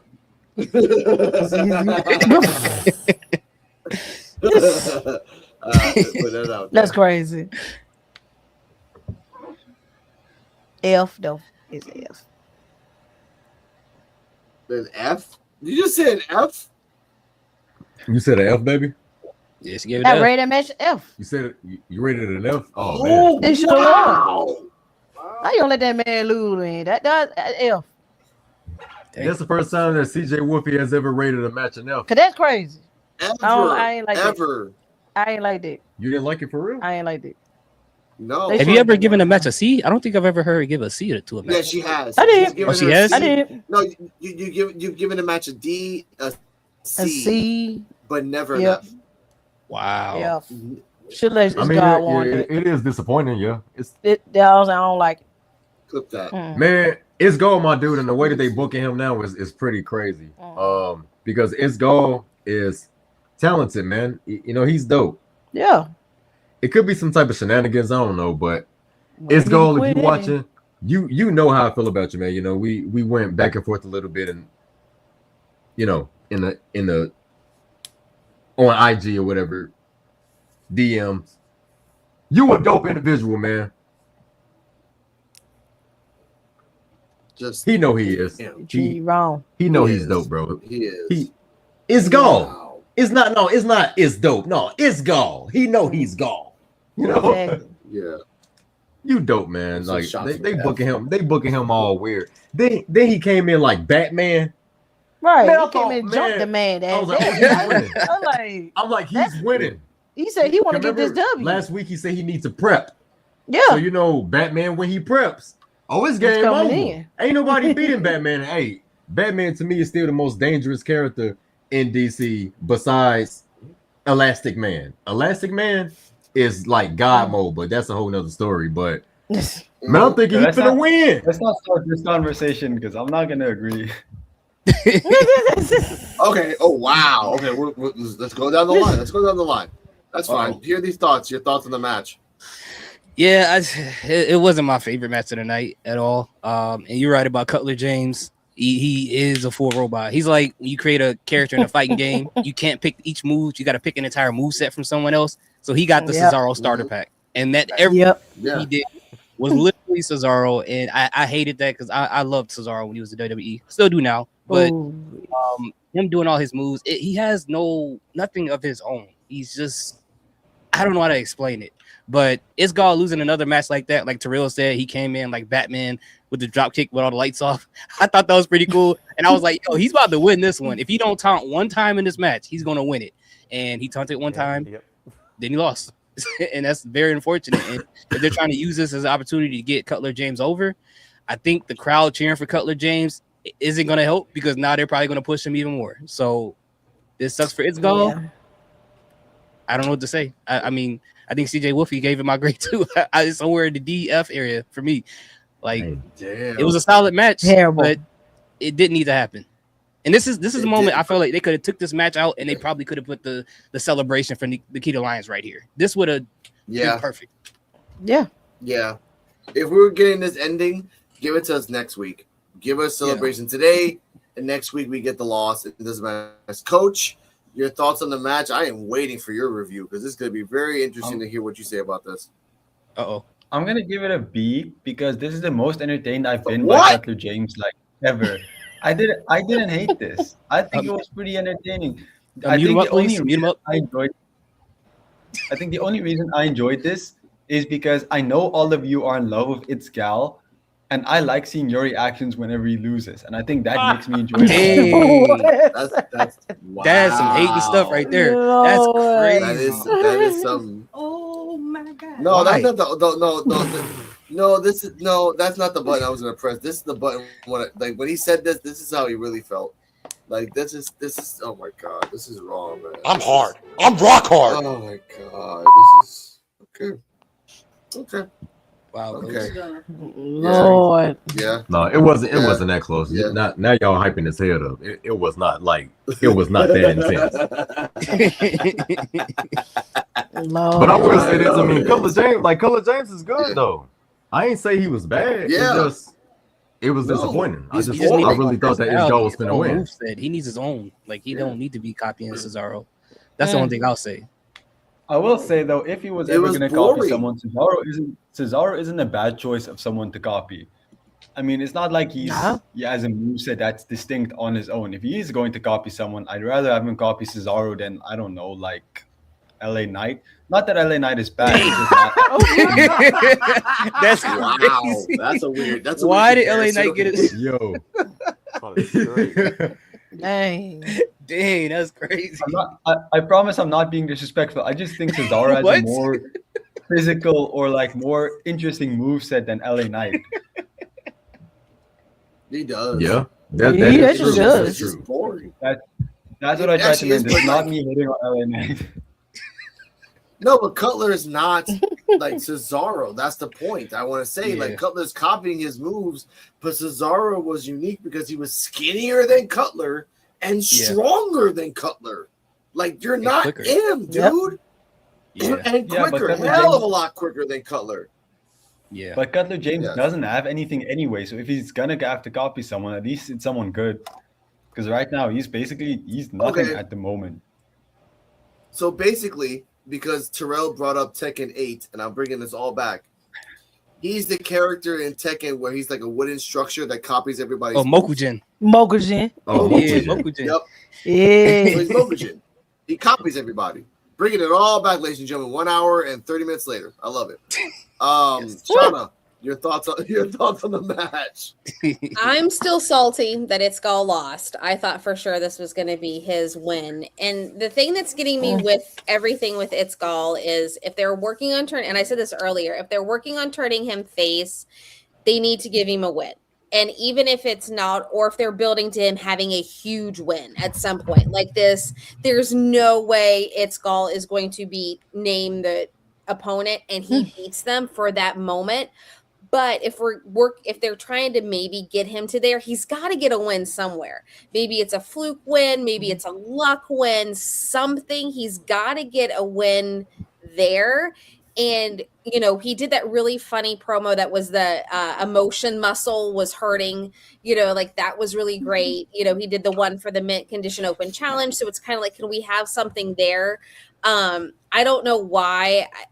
I don't know if maybe just because of now Dark State's down to 3, that's why they brought Cutler down here to kind of get him a little bit more something because it's only a trio now instead of 4-part up in NXT. I don't know, but they got to do something with Gall. They have to give him a win. If it's a small win, it's a win, but they've got to do something because with this character and what they're doing with him, the fans that are behind him are going to stay behind him, but slowly but surely they're going to erode away if we don't have something for him. And I met him. He is personally like the sweetest, funniest person that I met that night. And he's great. And I just want the best for him. So I think that's why I'm a little bit more salty because they just something. Even if it's a fluke win, give it to him because I think then his character, he can run with it and stuff. So I don't know, just still salty. I'm not going to rate the match because I'm just salty. Okay, so F automatically. That's fine with me. That's still rating. That's what it sounds like to me. No attendance. All right. You guys know I like Itzgal and everything, but I'm gonna actually agree with Coach over here. Like I give this match like a B. I really liked it, and it's my opinion, but before y'all remember, y'all keep saying that Cutler is like wooden. But remember, his character was actually the opposite of that on NXT at one point in time when they actually. Yeah. Because remember, I used to call Dark State like Timu Nexus is what I couldn't stand Dark State, and he was the one that kind of got me to start thinking, all right, maybe they're not so bad. Before they kind of cut his character out and ended up doing what they're doing. Now I actually like Dark State. Now I think they're fine, but it took a long time for me to like Dark State. But so I do like this character, like this machine character he's got going on. He's just there just for business and everything. Yeah, and I know it's because even I was saying on the live stream, like, okay, there goes this Cesaro swing and everything. It's like we get it, but it's just like he's just there for business, just there, kind of hurt people, not from players, it's just part of the gig. So I like that. But I also agree with Sean. Like it's gone at some point. This man's got to win.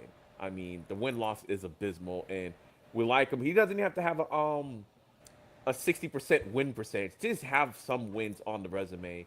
So when he goes out to fight, it's like, okay, there's a good chance there's a chance he's gonna win. Because right now, it's like one win. It's like that's almost like no. And he's been there. He's an OG. When Keanu Carver busted him up an episode before he's supposed to actually fight because he was talking some smack, and Carver finished him off like right then and there a week before they're supposed to even have the match. So he's kind of, and he only won one match since then, and sort of we gave him the tag team thing, even though he didn't actually wrestle in the tag team match for 2. But it's Gal. He's hilarious and everything, but even a fluke win, like start off with a fluke win and then build up or whatever till he actually has like a legit win. I think that would be a way to hype up the crowd too. Like, oh, he kind of won by accident or won by DQ. That wasn't like his fault. Oh, we can build off of that. The next week he does something else that's a little bit better of a win until he actually maybe gets, like, I guess at this point, Cutler and actually beat Cutler, because eventually he's gonna pick Cutler up, because you know he's trying to do the put him on the shoulders, but the quads aren't quadding at the time. So eventually, I think that's kind of like the Anya Rune thing. Eventually, he's gonna get him up there, and maybe. But at this rate, it's like he can't just keep going to this guy and just keep losing. Not like this. But it was a better match than the match he had last week. So it actually, he really did look like he had a chance. Like Hero Thought said, as long as he doesn't showboat, and he didn't really showboat the whole match until the very end when he got caught and everything. It's like, yeah, he did one pose too many, and that was his downfall. So I thought the match was good, and I do like this killer mentality that they got going on with Cutler right now. So okay. And also, if you think about it, I said this earlier too, they're having him do dark matches on NXT. So they see something in there, him. Yeah. They, you know, they know that there's something there. They have something. They wouldn't be putting him there if it was that. So it's like, if you're having him go do these, give us something here, you know, so you have support, you have faith in him. So let's see it happen. True. And if Cutler goes after Aaron, yay. But if Cutler loses, I would like him to go back to factory setting ambiguously gay jokes. Like, really, you lost, and now you're kind of confused, and you're just making weird jokes. Do it. Because honestly, if you lose, and then you go back to just being a machine, I'm here and Evolve to win the championship. Wow, like, it's not the first time we've heard that before. Like, be different. Do different. Because if not, you're just going to be, well, Cutler James got future endeavored.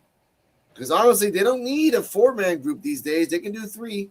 Vanity Project is different because they have 4 and a freaking China prototype in Michael Lockwood. Like, fuck. But you know who's a prototype, ladies and gentlemen? Elijah Holyfield, who talks about Brooks Jensen. Brooks Jensen, you got lucky. You just think you're better than me because you're cosplaying an 80s wrestler, and I'm going to knock your lights out. Now, I want to say my thoughts before I get to CJ and Terrell. The fact that that's crazy. It is. The fact that they called it out, and we've been calling that out for almost this whole year. Like, yeah, he's acting like he does watch 80s wrestling. He loves 80s wrestling. That's not a known secret. That's not the problem. The last match he had, the pants were probably from the 80s that he thought he can keep. So, CJ Terrell, your thoughts on the fact that Elijah Holyfield is going after Jensen again? Yeah, he need to, because he need to get that win back from what he had when they fought each other before, which is crazy that he lost to that match too. But yeah, I think he should. And like it'll be a pretty good match too, and hopefully he wins this one. But yeah, Bruce Jensen. I used to be behind Brooks Jensen. Bam, like I used bam, to be a fan. bam. I really used to be a fan of his. I was a fan of his, but I don't know now. It's like I don't know, man. I can't stand the bam, like each time. Yeah, because it's like he does it too many times. Like when he started doing it too many times, that was it for me. It's like, yeah, man, I can't. Yeah, I don't know. This is not the Flintstones. Like, why is he? How are these grown men and women? I don't know what they talking about. But anyway, yeah, man, Elijah, he needs to win this time. I guess Brooks supposed to be like a veteran in the locker room. He outsmarted him by doing something dirty. I don't buy it. No. Sorry, Brooks. You have no personality. You need to go. You need to go shopping. Become like some type of like grunge, Nirvana type dude or something, man. You need more personality, because this ain't working no more. And I don't believe you. I don't care. I don't believe you. You're one heel I just can't get behind. You gotta do Eddie Kingston. Just talking shit. And I don't want nobody. Like, and I don't want nobody in the comments talking about pause. I'm not pausing. No, I ain't saying nothing suspect. I'm sick and tired of y'all with this new age crap. Y'all gonna make these kids grow up saying. Y'all gonna make these kids grow up saying some crazy stuff. Cause somebody gonna go to court one day. Hey, I'm not censoring myself. Hey, I'm trying to talk as clean as I can, but logic, I'm not changing that. Because one day somebody gonna go to court talking about, oh yeah, This guy, he graped me. He what? He graped you. What do you mean? He threw a grape at you or something? He threw a grape at you? Lord. Is that what he did? Did he throw a grape at you? Yeah. No, man. Say what it is. Brooks Jensen, you suck dick, man. What is it? Oh, have mercy. That's I a lost track. Brooks. That's how you got TV time, Brooks. Dang. Here these thoughts. So this,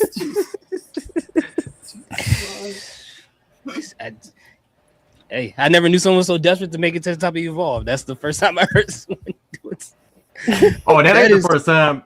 Hey, you know, Sammy just became champion, but you know, he was at his second. He was at his second home, so you know that don't count. He was at his second home. Oh my God. we talked about that. Yeah, we talked about yeah. thing. And then another thing too. People arguing about Sami Zayn becoming champion in Saudi Arabia, talking about they predicted it first. The whole IWC saw that. I'm just saying. Yep. Yeah, they did. It was in the stars. Everybody saw that. Clearly. It was only one Everybody reason saw it was that a coming. match. It was Ain't nobody predict that. Everybody saw that coming. Come on now. And everyone knew that Brock wasn't going to go to Riyadh to fucking nope, not enough money for that. I'm good. I'm going to stay home and kill some deers for my daughter and my kids and feed them food. That's what he does. And I'm happy with that. But hear these thoughts. Your thoughts on the Elijah Holyfield, Brooks Jensen? Yes. Yeah, I thought it was funny when he called him like he was cosplaying as an 80s wrestler. He was like, what did he say? He's like, I come from a family that if we don't fight, we don't eat. I'm like, dang, bro. I can only imagine how dinner was every night at their house. Like, you too beat up to try to eat nothing. You be hurting. Like man, CPS, bro. Lord. But like the whole promo, I honestly, personally, I feel like that Elijah is believable in what he's saying. When he first showed up in Evolve, he just stood there like this the whole time talking to Thatcher. I was like, okay, you've been a little. I hate when people go over the top with the angry thug type of gimmick, but I feel like this is a lot more believable with this character and saying he's gonna knock his lights out. I haven't heard that in about 15 years, and you know, I thought that was just great. I thought it was great. I liked it. That's true. Coach. This hurts because I really like Elijah Holyfield, but I'm gonna for the foreseeable future, I'm not gonna watch or talk about any Brooks Jensen matches anymore. I'm just too tired of him. I'm really gonna skip every Brooks Jensen match or promo that I see. I'm sorry guys, it's gonna be bad reviews then, but I'm not gonna do it anymore. I'm not interested. Like, yeah, I don't know what there is to say about the guy. We've told him to change for the past year now, and nothing's happened. He's still the same character he was back then. Except different I don't pants. see any. It's the same pants. It just got less. It's not different pants. It's less pants. Dang. So yeah, there's nothing more. If you should just get a gimmick change, become a cashier, make that your gimmick. Like. Out with like A cashier. Now that would be the 80s when they all had like regular occupations as gimmicks. That would be the 80s. Lord. That would be more entertaining than whatever he's doing now. Imagine he arrived late for the match because he had to finish his shift. Oh yeah, you should hit him over the head with the cash drawer and all the coins come out. That would be crazy. That would work. No.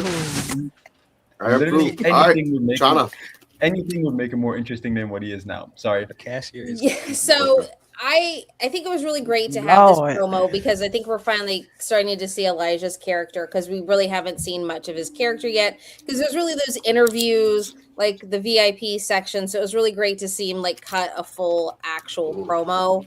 Yeah. I'm sad it's going to be with Brooks Jensen again because he just annoys me. The whole bam, bam, bam thing just goes right through me every single freaking time. I'm like, dude, shut up. Mm-hmm. But I think it'll be really good. We may get a trilogy out of this. We may just get one more match. But the thing that I liked Elijah's promo, the thing I am dreading is Brooks' rebuttal promo that we will probably get next week. Because who knows what it's going to be. That's what I'm not looking forward to because it's just going to be... Yeah, exactly. He's gonna but I think it'll be really good to see them go at it again. And maybe Elijah will get the win. We can move him on to someone else. But I thought it was really good. And I think we're finally getting to see his character and his character developing. So that's what I really liked about it. When he say bam, bam, he sound like he's scared to say it. Yeah. All right. For me, first of all, I got about like 20% left on my phone, so if it hangs up, then that's that. But I actually like this promo. This is like the first time we actually seen him like do anything like this, and I thought Elijah Holyfield was impressive with his promo, and I'm just glad it was like slightly different. I said it earlier on the Evolve Effect that he's not going to be a Keanu Carver clone. He's like his own thing. It's believable with him, and I do like the fact that he brought up his background at Georgia as a running back, and Brooks Jensen, the man from Alabama. So for those who don't know, Alabama and Georgia college football teams are big rivals. So I did like the fact that they that's a good point. They brought that up. But yeah, call him the fake. That kind of took me out. I was like, oh, did he go there? But I mean, that's what he is. He's like a throwback to the '80s type of character. So it makes sense. And I do agree with Shauna. It's probably going to end up being a trilogy, probably. And I was saying it earlier. Also, I think Jensen is the right person to go against him because he is good in the ring, even though a lot of people don't like his character, as it is right now. But he's the perfect person to get someone like brand new, because Holyfield, he's got it. There's something about him. He just needs to be polished and work on character work. But the moves, He's got the moves, it. He is it. Yeah. He is it. He's got it. He is the man. He is it. Oh my God. And I think that he's a good person for him to work with the show, like how to manipulate the ring and stuff like that. So I'm actually looking forward to them fighting again. And Brooks did barely win the last time. He didn't actually even really pin him. He fell on him and won is basically what happened. So Elijah, and I do like the fact that did happen because now we don't have to worry about an undefeated streak because that can get kind of weird sometimes. So give him a loss right away, then we don't have to worry about an undefeated streak. But that's why he has a legitimate gripe against Jensen. It's not like you really beat me. You got the win, but by a fluke. So it's good. And I didn't know he was going to be this good on the mic, but he was good.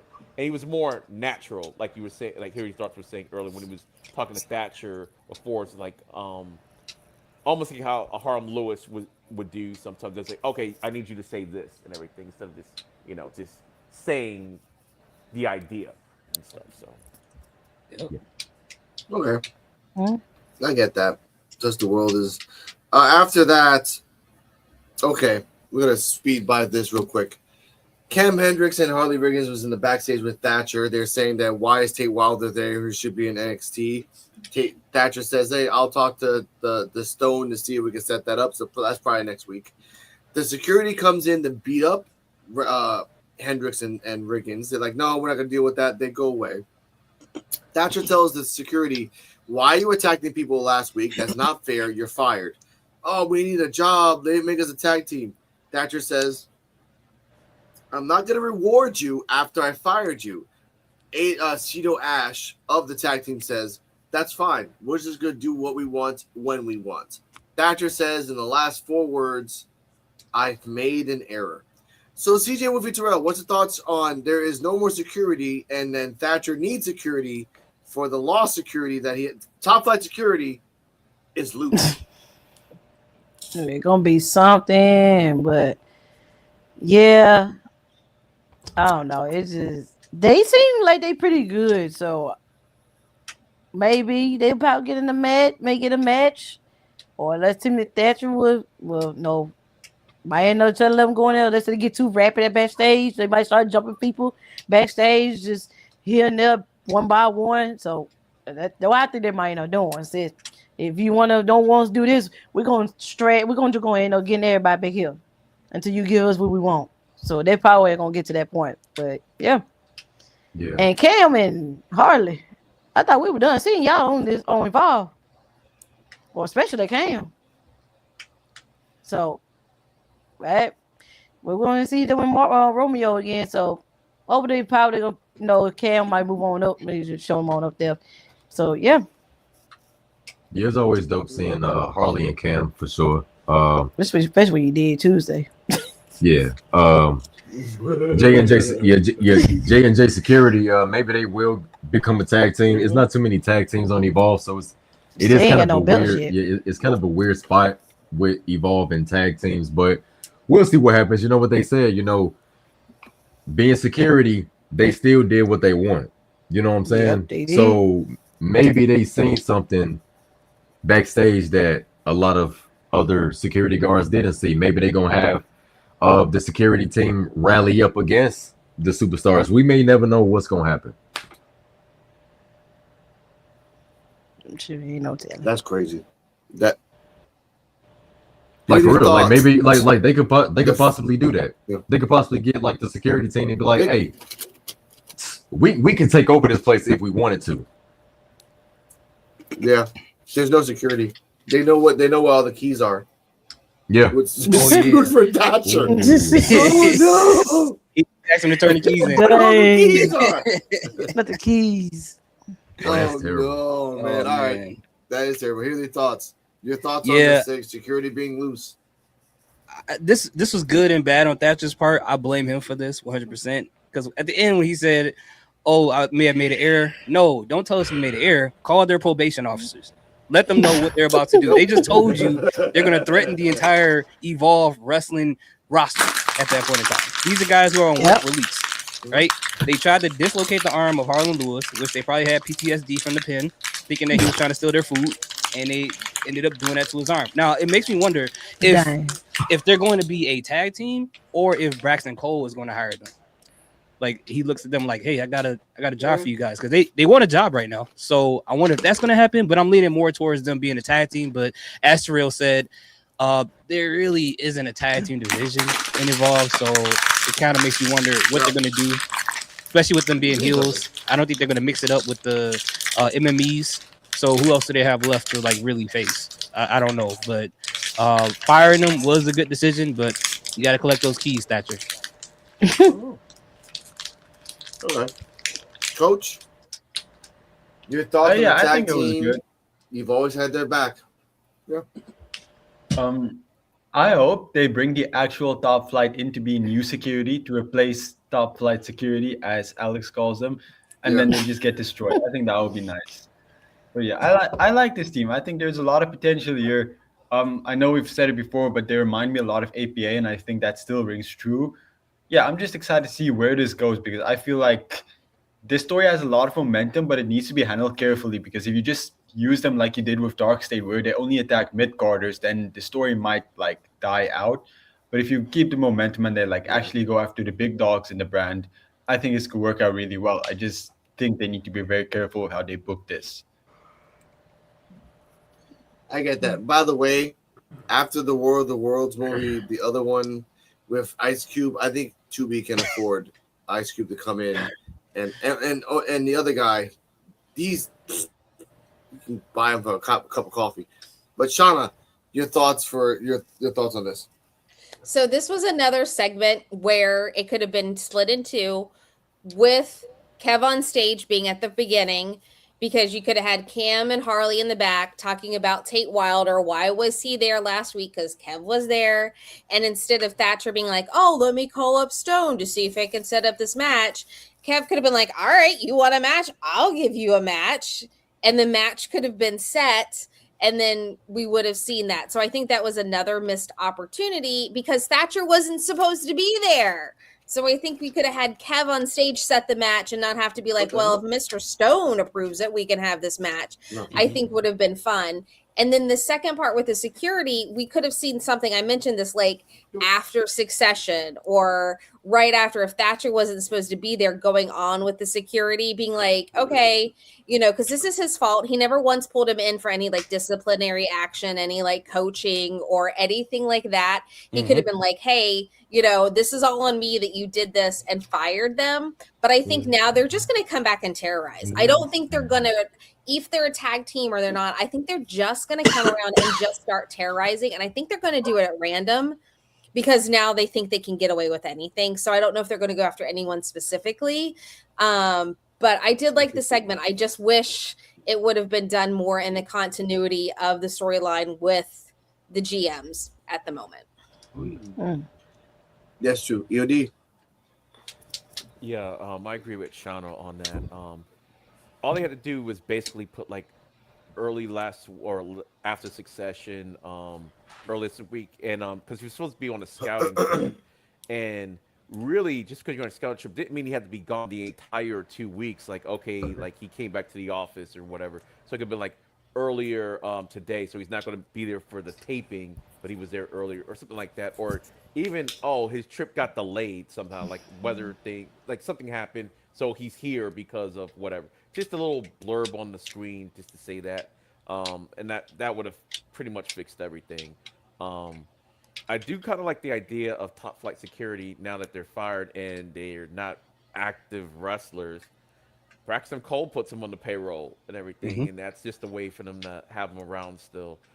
That could be something that gives them something fresh to do and still do all the terrorizing thing until the point where okay, now we're gonna have to actually have y'all in an actual match because y'all just going around just doing whatever y'all want to do.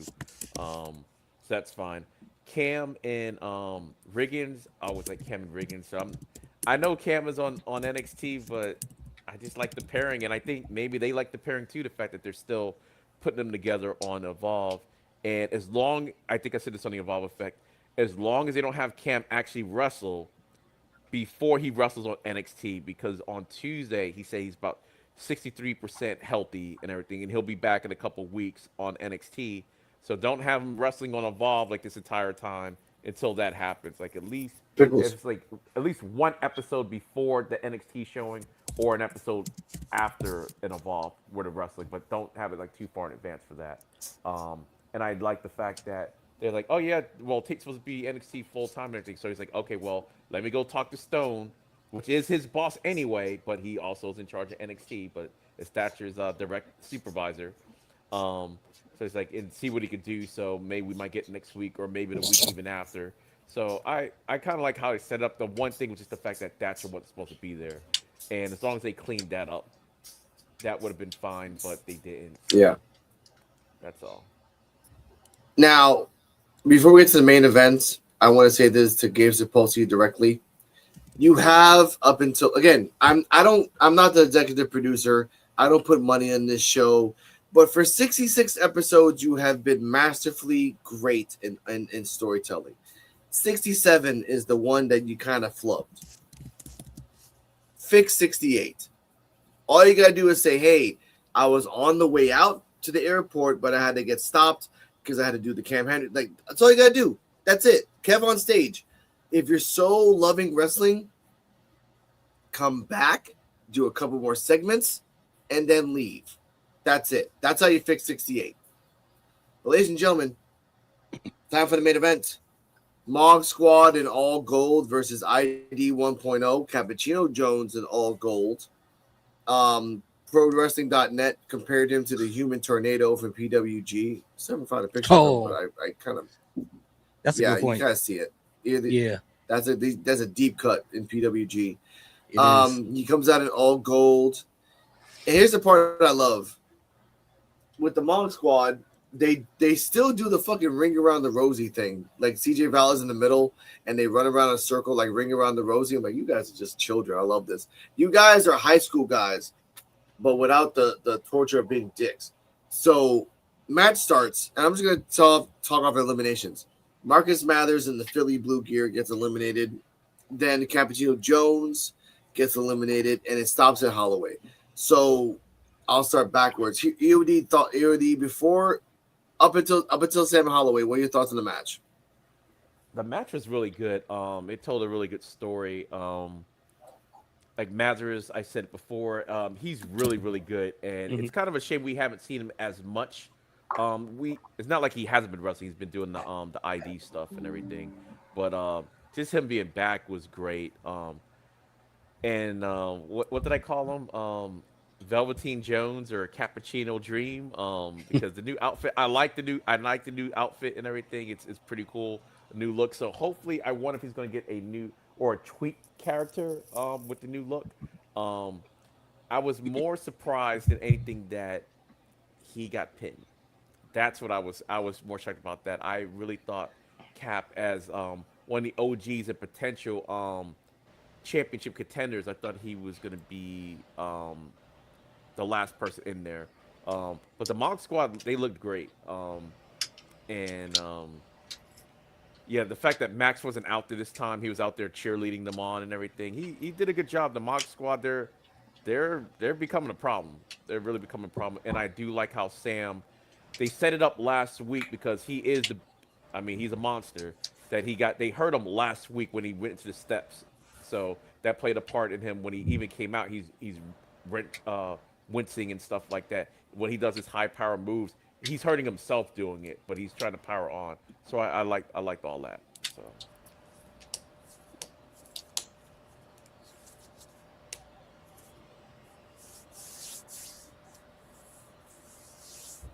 Did I get it? Thank you. There we go. CJ moving Terrell, your thoughts up until Sam Holloway was by himself.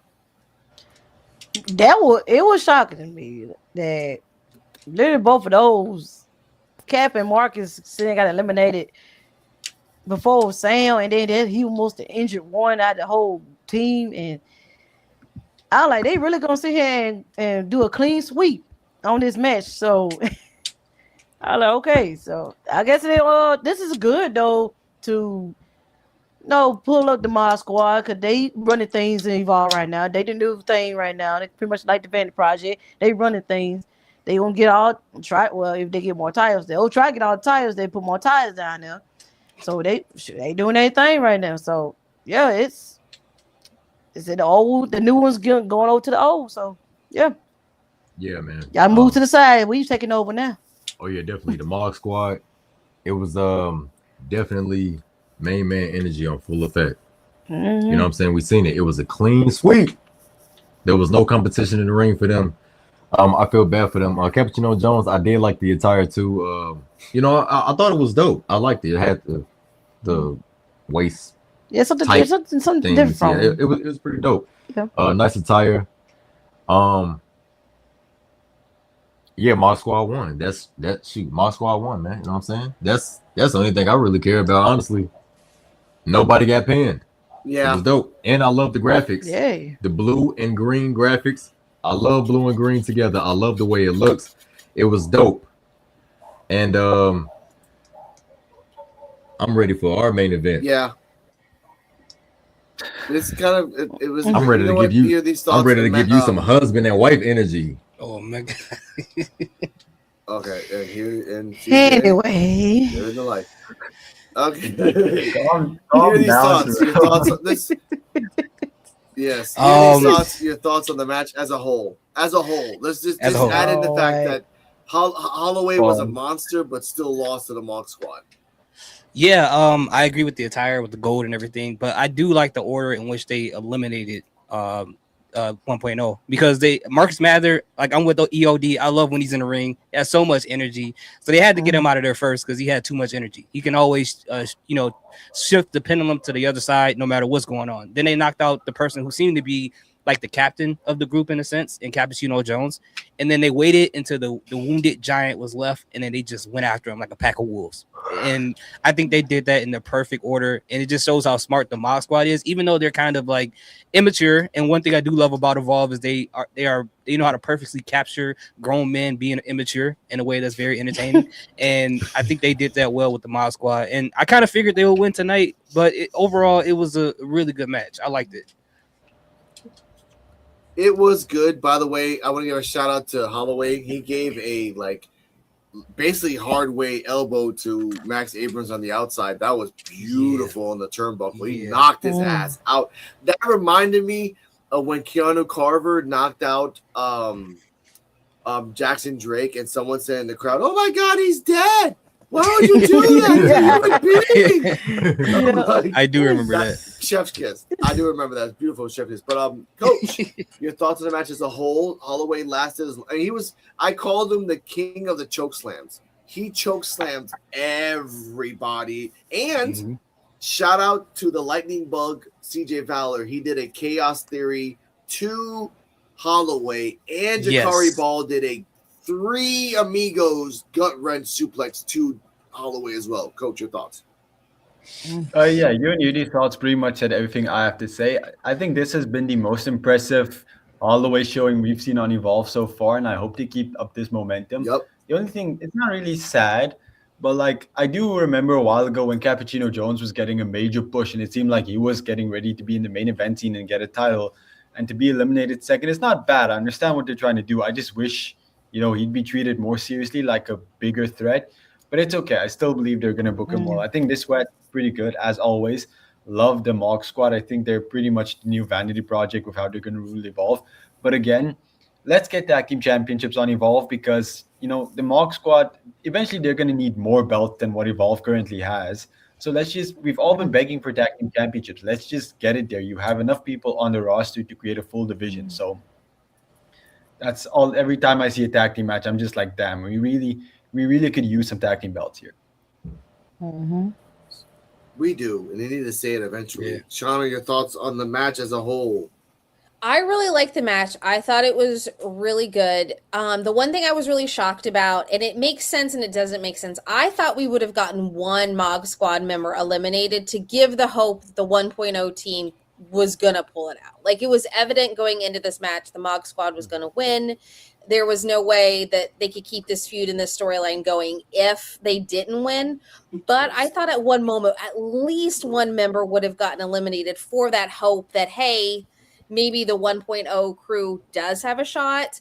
But I also want to say congratulations to Max Abrams because he is the new WWE ID champion, which he did win at the ID showcase at the Nightmare Factory. So congratulations to him.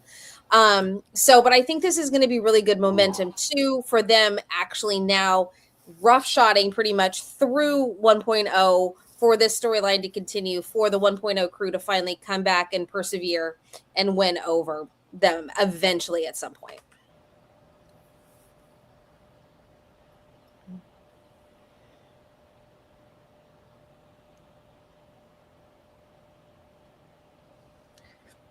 Yeah, the Chaos Theory was crazy.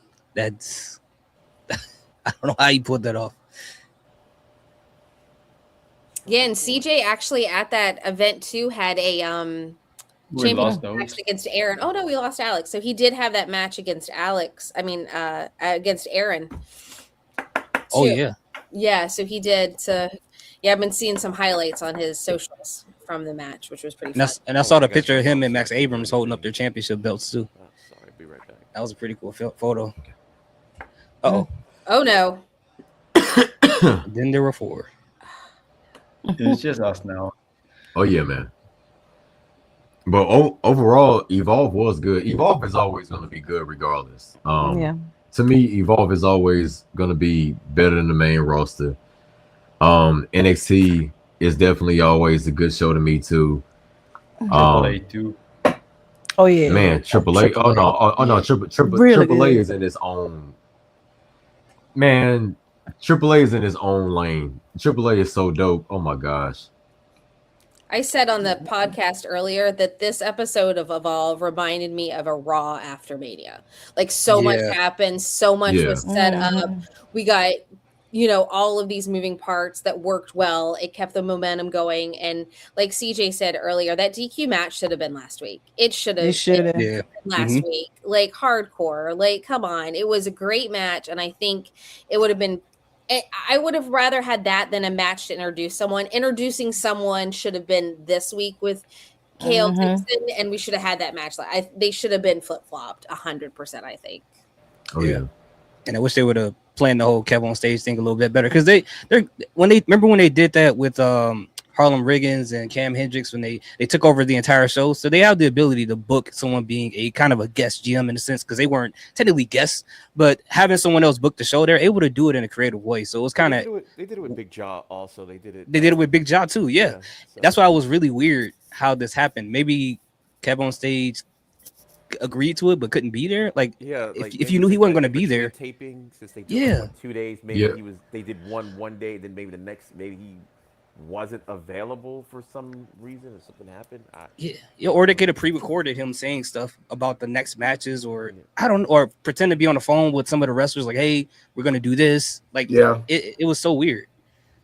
It felt kind of like just forced. Like, hey, we have him, but we don't have him for that long, and he wants to be a GM, and we want to give him but it's Evolved, but it really didn't feel like Big Jaw was a randomness. but at least the randomness felt sort of genuine with the jokes and all the stuff he was doing. Like this one's like, I'm a wrestling fan, but Evolve is so below you can't even hang out with us.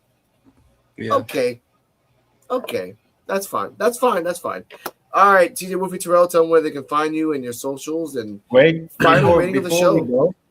Alex, before you go, I made a promise last week that I would tell all of you guys each one of my wrestling wives, and I did make a list. So I have the list here ready. So no specific order except for number one. Number one is obviously Kalani Jordan. She's my number one wrestling wife, the one I'm most loyal to out of everybody. Then obviously you guys also know Anya Ruin. She's obviously on the list too. Now there is one divorce because of a controversy. Lahidra, me and her got divorced. There's been some issues with her, so we had to split up. And then you guys are gonna notice a trend here with the next few people. It is Roxanne Perez, Lola Vice, Flammer, Catalina, Persephone, and Serena Linton. Good day. What do they all have in common? All Latinas. All Latinas. They're all Latinas. I know that's taken. So who? They're all Latina. My girlfriend. Okay. Latina, okay, fine. Mamacita. He said by who? And that's fine. Like that's crazy. Like a lot of Latinas. I feel bad for Bonta the Unknown, Dina, Sterling, Kylie Quinn. That's it because that's it. That's fine. Layla Diggs is a unique. Yeah, Layla Diggs should be like a unique individual that just like goes around the world and helps people and then sleeps peacefully in her last days. I'm happy for her. Good for her. Oh, yeah. All right, ladies and gentlemen. All right, TJ Wolfie Terrell. Tell them where they can find you. You can find me on my Linktree. All my socials on through there. You can go to Linktree/CJ Wolfie 15, and you can give me a good like and subscribe and enjoy. Yep, you can also find me on Linktree/ForRealTerrell. You will see our links down in the description of this video. We also have content together, me and my wife, on YouTube, For Real Love 15. That's the easiest way to find us together. We have separate content as well. And tap in with us. He is a very unique and very great individual. I'm finally out of YouTube jail, so all links are down in the description. And they're all there finally. So yay. Hear these thoughts. Yeah. Everyone on this panel. Everyone on this panel are lovable people, man. For real. Everybody on the panel. Of course, yes. Coach not so much for women, but everyone else is fine. Oh yeah, Coach. Yeah, full custody. Yeah.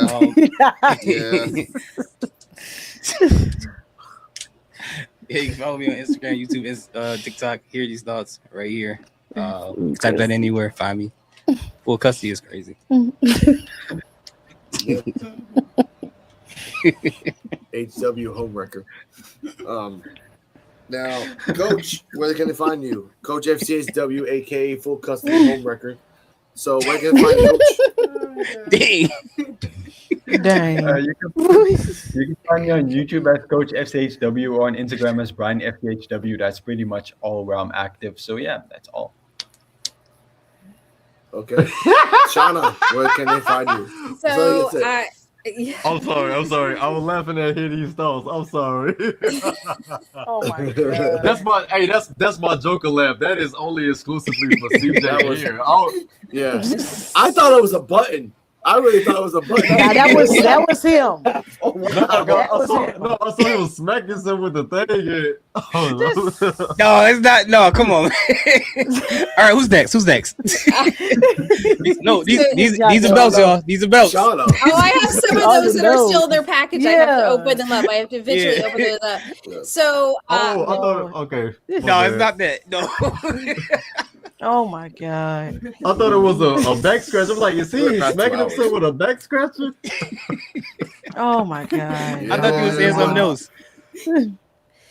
So yeah, I am on TikTok, Instagram, Threads, and eventually I will actually put stuff up on my YouTube channel that is just hanging out there doing nothing at Shauna Reads Horror for Evolve content, regular wrestling content, and horror book recommendations.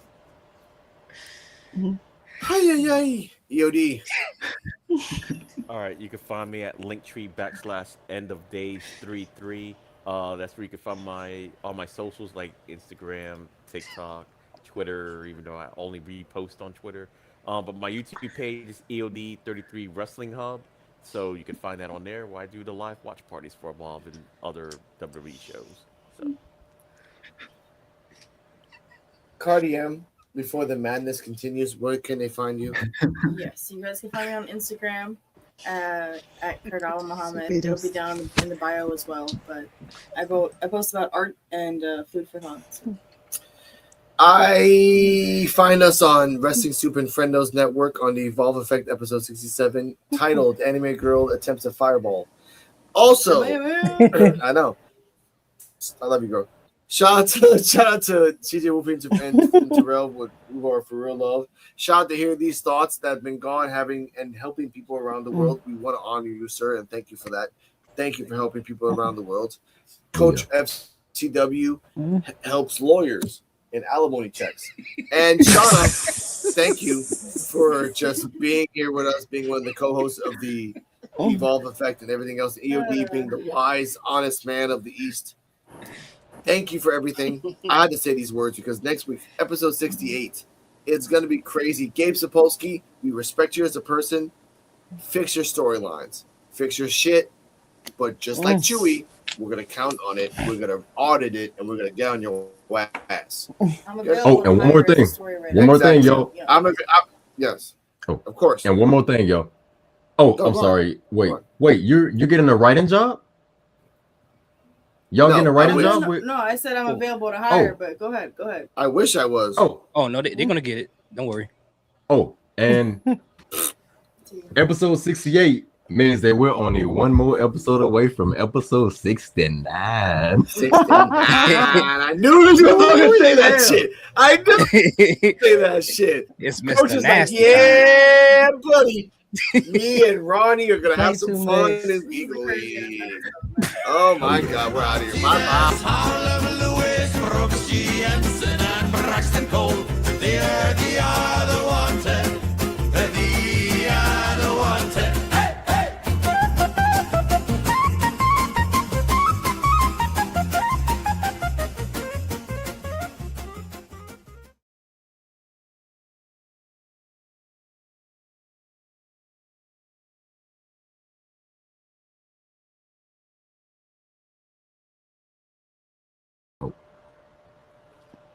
We first pop up.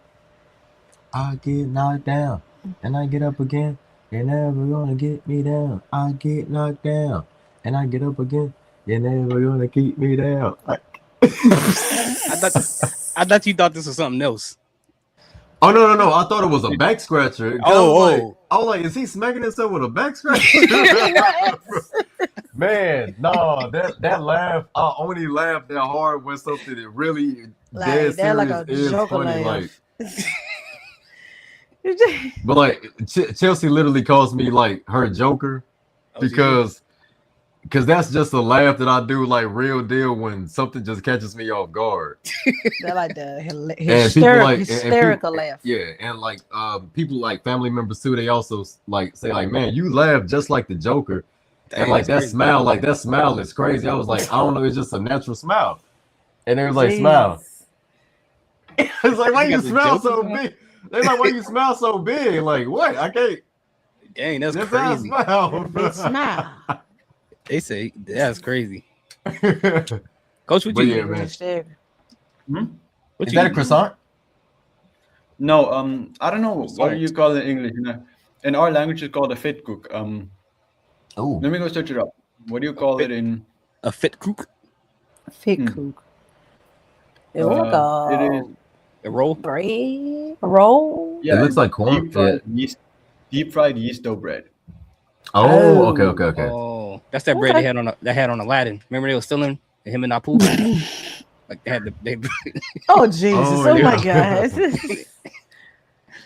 Look good though. I kind of want some bread now. Hey, y'all know what I just noticed? We're still live. What? Oh, we are. We still live. Hold on. His show ain't say Andy live. He literally still live. Hey, Yeah. I don't know. As no. We'll holler at y'all. Jesus face. Everyone. All right, Joe. bye, y'all. All right, good night.